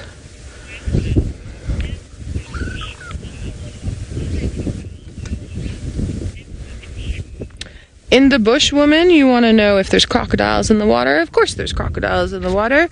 Most watering holes in Africa have crocs, or at least at some point will have a bit of crocodiles in them. We've got two very large crocs in this dam that I know of, as well as some hatchlings. It wouldn't surprise me if there's a few more that move in and out throughout the year. Everyone, I just want to reposition just a little bit, if you wouldn't mind. I actually just want to move forward. Hosana is sleeping. We're not leaving him. We're not leaving Hosana by any stretch of the imagination, but these elephants are providing good fun. So I'm just going to come up like this so that we can get a little bit of a different view, and I will make sure to keep an eye on Hosana while you all watch the elephants.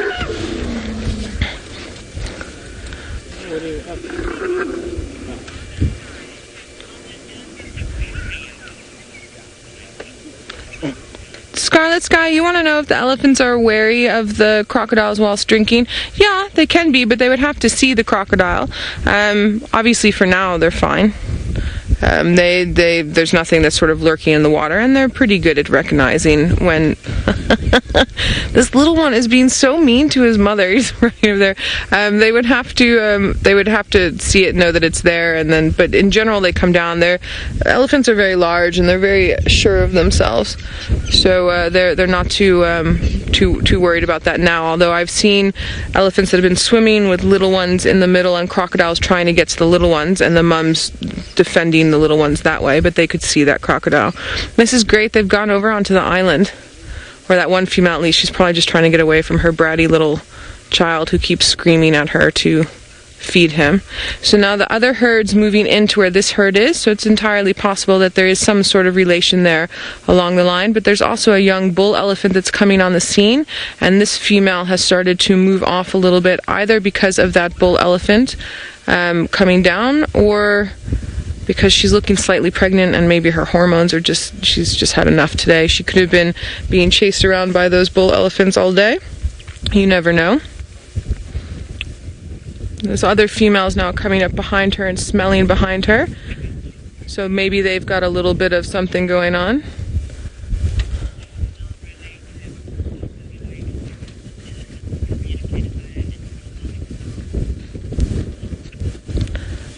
So Waldbuck, you want to know, do non-related or distantly related groups of female elephants communicate via infrasound? Waldbuck, all elephants communicate via infrasound. They can all hear those vibrations, just like all humans can communicate on some level. So can the elephants. It's not like they have necessarily that we know of different languages. So it doesn't matter whether they're related or not, they will still communicate. Now, if they are related, those communications might mean something that differently than if they're not related. So that female weed, now everybody's smelling around where that wee is and then bringing their trunks into their mouth and testing the smell with their organs of Jacobson to decide what is potting with that female. Could have to do with the fact that she's looking pregnant. Could have to do with the fact that her eye is weeping a little bit. Maybe she had an injury and she's just producing some stress hormones. A very good friend of mine named Izzy Scott, I used to work with on another property. She's an elephant researcher, and her whole, I think it's her PhD, she's doing on testing stress levels in the dung of elephants. So she was collecting dung samples for a year and a half, 2 years, and then testing the stress hormones in there, and then also specifically wanting dung after certain scenarios. And it's very interesting. I'm hoping that she'll share her paper with me when she's finished so that I can share it with you. There you can see that weeping eye we were talking about.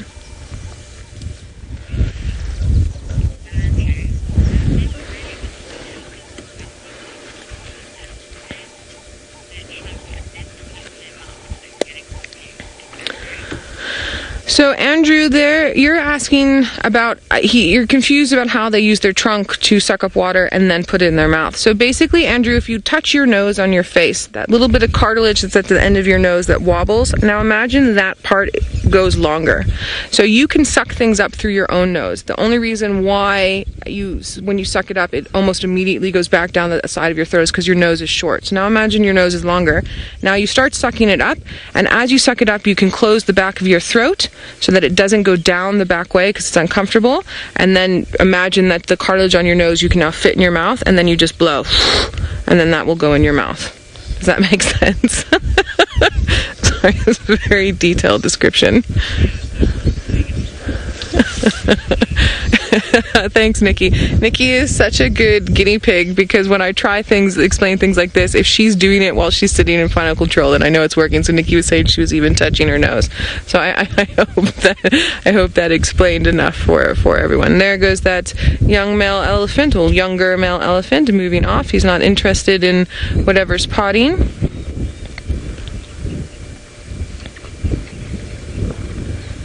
Now we've got little greeting displays that are happening with some of the herd, but it looks like everybody's pretty much going to go and have another drink. Would be nice if they played around and swam a little bit.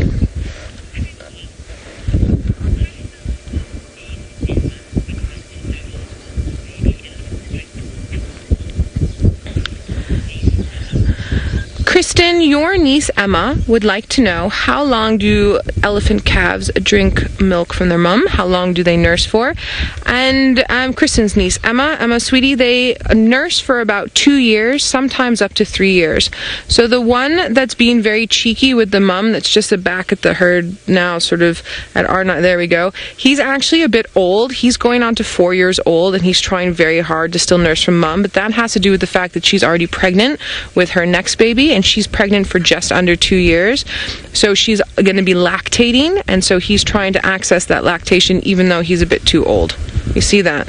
And I think she's just so tired of everything that she's letting him. All right, guys, we have the elephants sort of getting into the water. I'm going to try my best to get up onto the dam wall here. It's going to be a tight squeeze. Ferg, am I okay there?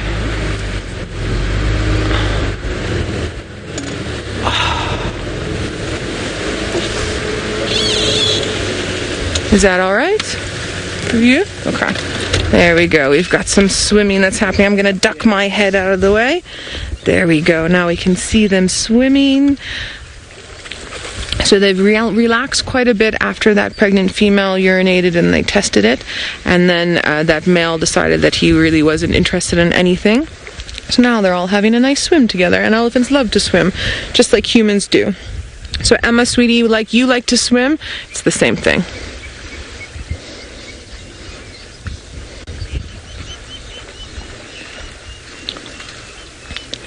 Punk rock music, you're curious how big is this herd. So punk rock music, this was 2 different herds that came down, although I think there is some relation within the herds. I'm counting 1, 2, 3, 4, 5, 6, 7, 8, 9, 10, 11, 12, and then 13 with the bull that joined them afterwards. So 2 different herds and then a bull. So 6 and 6, and then that big male elephant. Now one of the females is coming in to join the play. No, this is fantastic.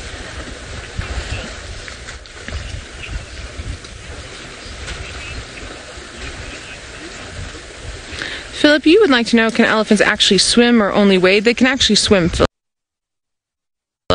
I've watched them cross very large, deep bodies of water. I've watched them get in big dams like this and then sort of start rolling themselves around and jumping up off the ground. They can't necessarily float like we can, but they've got some good techniques down there, that's for sure. Now everybody's joining in. Oh, this is fantastic action, fantastic action.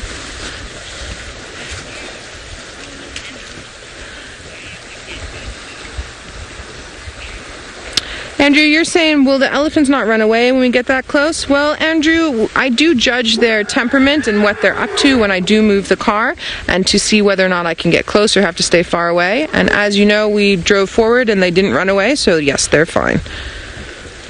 I'm actually thinking, Ferg, how would you feel if I moved down and got a little bit lower? Guys, I'm going to try and get down a little bit lower while they're busy here doing this. I also don't want to be in the way of anyone's photographs while they're busy taking some videos right next door to us. So just give me half a second, and we're just going to maneuver just a little bit and try and come around.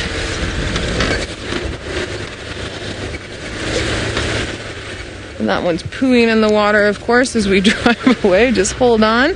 This is going to be a nice little angle.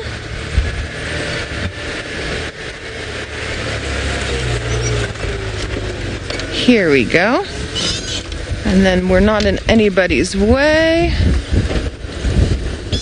Fantastic. There we are. Duck my head a little bit.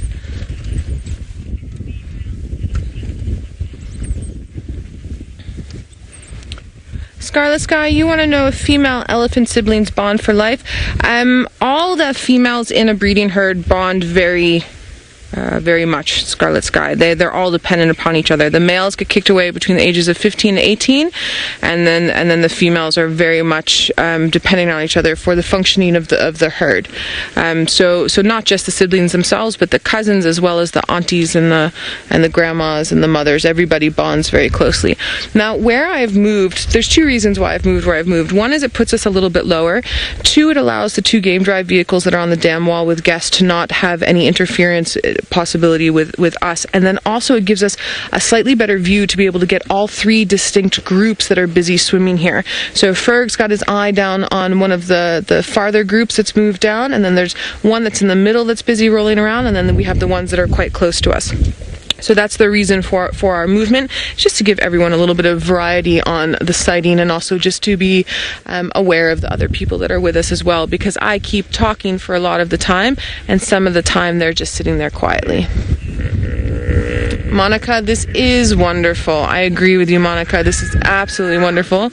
Now, the mother that has the cheeky little baby that's too old to be nursing has actually taken him and removed herself and gone away.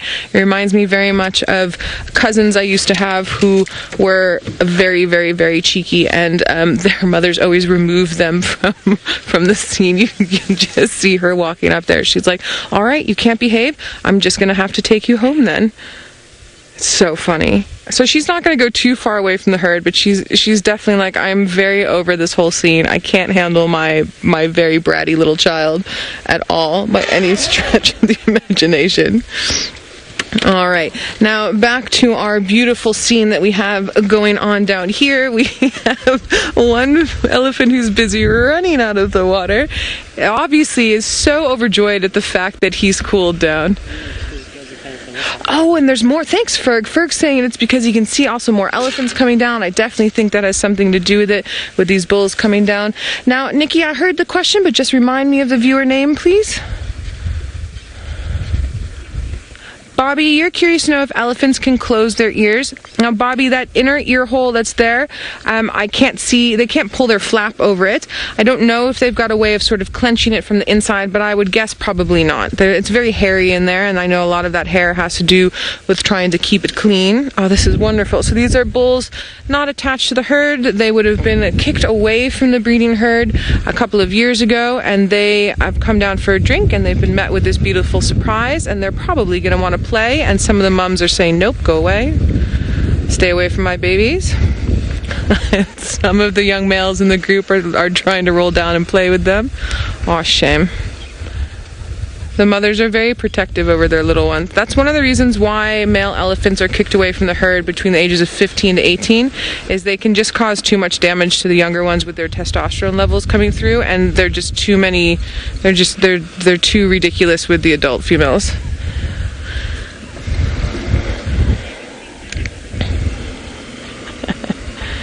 Patty, you're saying this is awesome. You've never seen elephants rolling around in the water. Patty, this is indeed awesome. Patty, I'm gonna just wait for this one vehicle just to turn off and stop moving, and then when they do, I'm hoping that our microphone will pick up some of the audio that's coming in through here now. So just give me a couple of seconds, and then I'll see if we can listen a little bit better. They are a little bit farther away, so it is going to be a little bit harder, but we will give it a go once that vehicle moves off. Alright, let's see if we can hear them swimming and splashing around at all.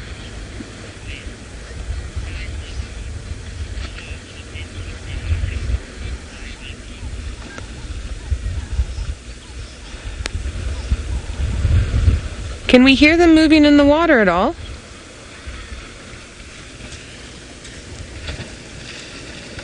I think it's a little bit too far off, unfortunately. We'll give it a minute. Maybe they'll make a big ruckus. Let's just wait and see what happens here. Watch, watch, watch, watch.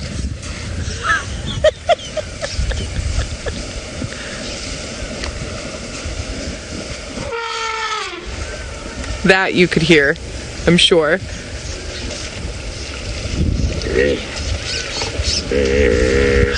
Guide Monkey, you were just commenting before we were trying to get this sounds that all shows should end with elephants playing. I agree, Guide Monkey.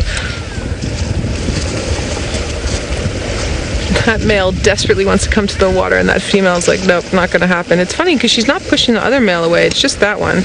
Or maybe she's biding her time and she's gonna push that other male around now. Or maybe she just doesn't like that other young male, who knows? Oh, fantastic, you can hear it? Alright, I'm gonna go quiet for a bit.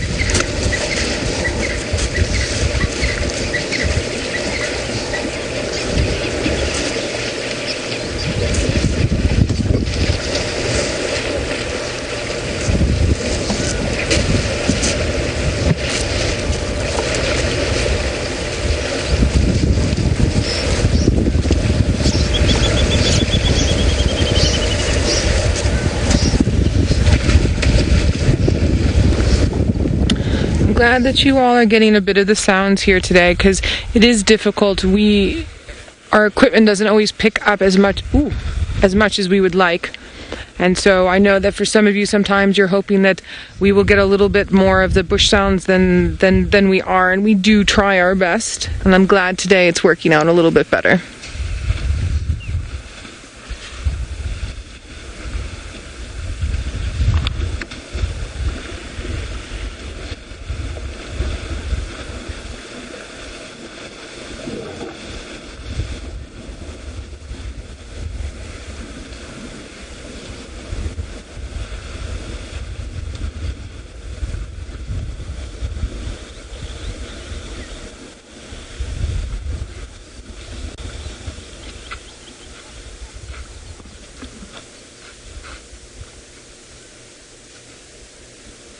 Now it's a little standoff.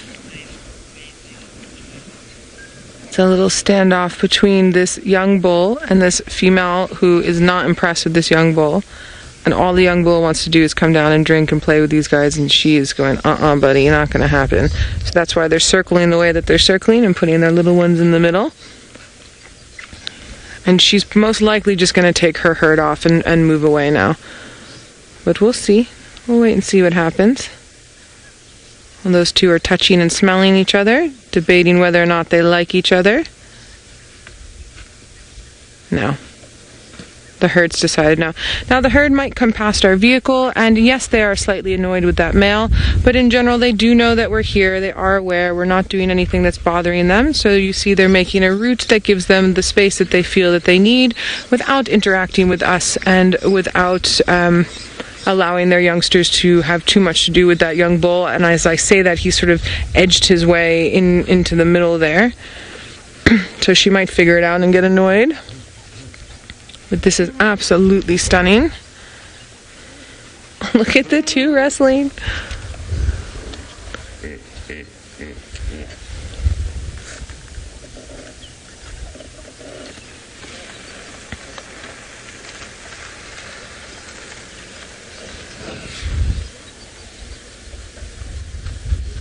Hello, little boy. Are you gonna come show me how it is that you're a big elephant? Ooh, sorry, little girl. Excuse me, madam.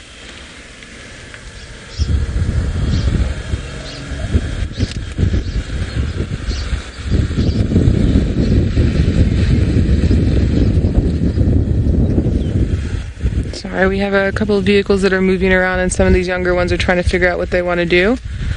Notice the difference in behavior with the sort of flared out ears and the stiff tail. That's them trying to figure out if they're comfortable or not.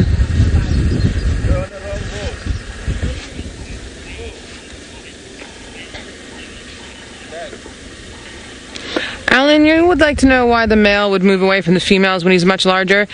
Alan, I have a lot of male friends, human male friends, who are sort of 6'2", 6'4", and their wives are about 5'4", and those wives will sometimes give them a look, and that man just leaves the room. It's the same idea. Just because the males are larger, remember these males that are here as well are not full-grown males. Just because they're a little bit larger does not mean that they have the upper hand here. Those females know exactly what they're doing and exactly what to say and exactly how to how to put what they need for it. All right, guys, we don't have too much time left, and we've had an amazing elephant sighting. I'd like to go sit with Hosana for a few more minutes if everybody is okay with that. So we're just going to let these guys wander up just out of frame, and then I'm going to reposition. And I think let's go ahead over to Scott so he can say hello whilst I do that. Hello, and sounds like that was an epic Ellie swimming sighting, and that's exactly what Noelle was hoping to find when she set out this afternoon. So she's been doing well. Senzo and I, on the other hand, haven't been doing too well. Hence, you haven't seen very much of us. But we are hoping to try and get some, or at least spend some time with the resident herd of wildebeest to check in how they're doing. I did see them this morning. I ran a few laps around this big clearing, which wasn't very fun because it was incredibly hot. I felt like I was about to die at the end of it. But I did see them up here. They all just watched me as I ran around them in circles. And it's so cool the way that these animals, especially the ones that live in and around these clearings, are so relaxed with us. They see a lot of people in this area. So even on bushwalk we have some incredible sightings of them, and we're even lucky enough to see a wildebeest give birth on one of the bushwalks. Sadly it was a rehearsal, so you guys didn't see that.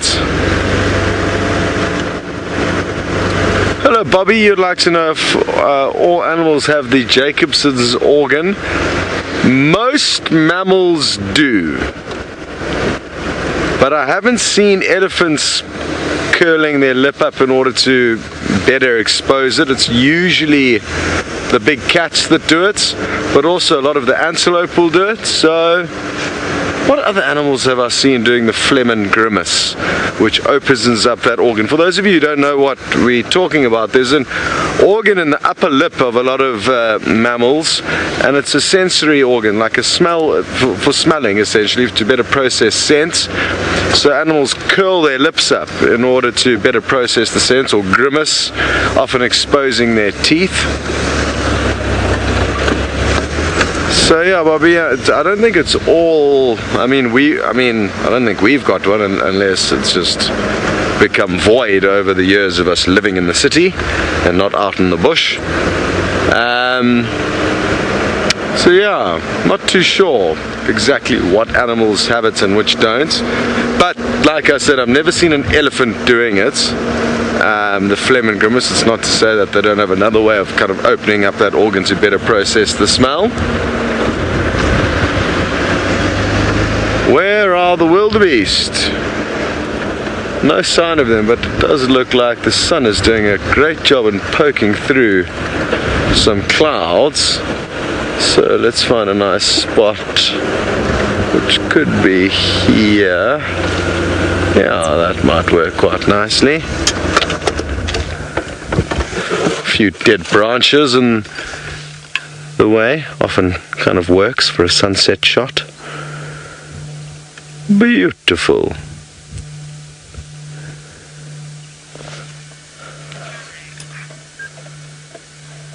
And it certainly is a wonderful way to finish off the evening and the day.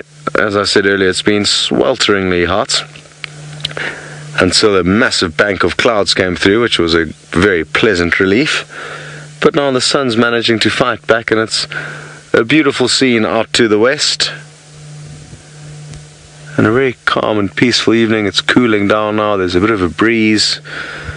And we're all looking forward to a movie night. We're actually going to have an outdoor cinema theatre set up, where we're going to watch a movie tonight in the middle of quarantine, so that's quite exciting. We've got a new weekly movie night initiative where one of the... Oh, Clux, sorry, I completely forgot about finishing off your question. Apologies. I was answering a question earlier from Clux about some campsites, well not campsites, some hides that you can sleep in the Kruger National Park. I can't remember which one I stayed in, Clux, but it could have been the same one you staying in at Sable Dam. I must speak to my friend that I stayed with there, he's got a better memory than me.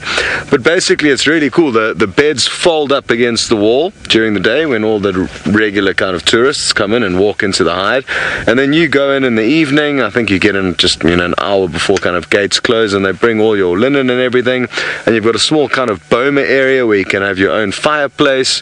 We had quite a big party the night we stayed there. We had music blaring. Living in the bush all the time, when we go on holiday in the bush we tend to misbehave a little bit, so we had a massive party, but it was great because there's no one around, so we weren't bothering anyone. And then the beds literally fold down from the walls, and there's not much that you really need to know about or be prepared for, other than taking whatever you want to eat and drink, because there's no facilities there. I can't remember what we did about showering. There must be a toilet there. I don't know the finer details with regards to ablutions, I can't remember that. But I was literally just telling Jared, one of our tech wizards who's joined us, he's an American, he's part of our team now, him and his wife Ashley are planning on doing some exploring in and around South Africa, and obviously the Kruger National Park, and I did urge him to go and spend a night in one of those hides, because it's a very, very special opportunity and a great way for you to be kind of all alone, no other noises, no other people, out in the middle of the bush. And obviously who knows what may pop into the waterhole. It is summer at the moment, although it's a dry summer, so technically the waterholes shouldn't be too busy. They're usually busier in winter when there's less water around for the animals, but who knows, you could get lucky. So take a big flashlight so you can shine around and see if there's any visitors that come to say hello to you. But yes, it's a great move and you're going to have a wonderful time, so I'm quite envious actually. Enjoy it out there.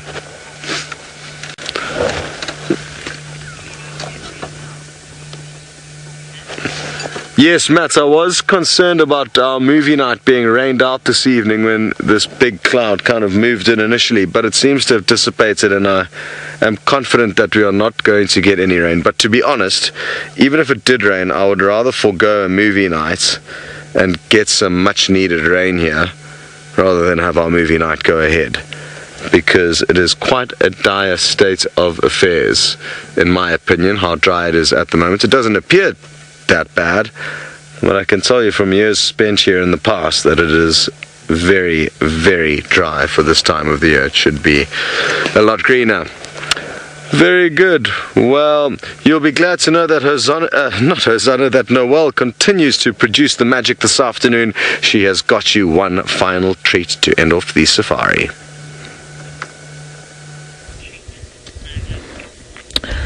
All right, we had a question that came through, I believe it was Joe Bello, that said, what did Hosana do during all that elephant action? Well, this. He did not care one lick. He moved away from his little spot where he was with that squirrel and went into some cooler sand, and he is sleeping away. Now, I can see his belly a little bit bigger, so I do think he has eaten a little bit, but I don't think it's a lot. We have elephants coming up behind us for a little bit of a view. There's going to be some antennas and stuff in the way, but we can show you anyway. There they are, coming just behind us. They still have no idea that Hosana's here. And obviously checking on us, but not concerned with us at all. Just meandering through. They're going to go eat and carry on for the evening. Now Hosana has seen the elephants finally, and he has perked his head up.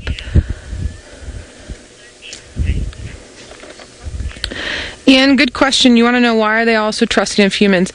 Ian, we as humans know that we're not necessarily the best creatures out here, but if these elephants or this leopard or any of the things that we look out here have never experienced the negative side of humanity, then we're just part of the natural environment as we should be, and so therefore they carry on.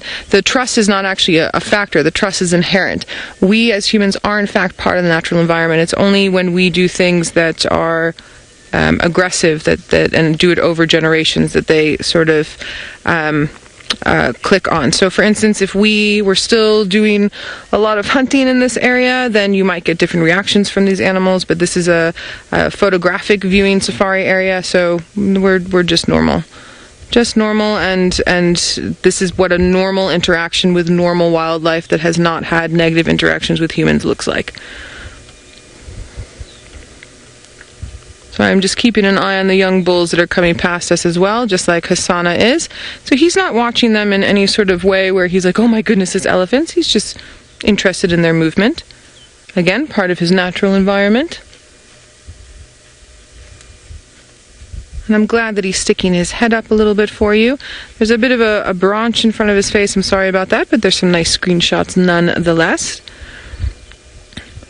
So tomorrow morning on Drive, it should be myself and it should be Scott, and I believe it'll be Ralph as well, joining from the Mara. So I'm hoping that our leopard magic carries on, and possibly our elephant magic. Maybe we'll get lucky and get lions and maybe buffalo tomorrow as well.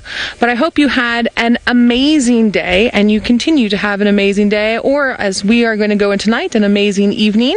So let us have one last look at our beautiful little Hosana as we say good night and farewell from myself, Ferg, Scott, Senzo, everyone in the Mara, and everyone in FC. Enjoy.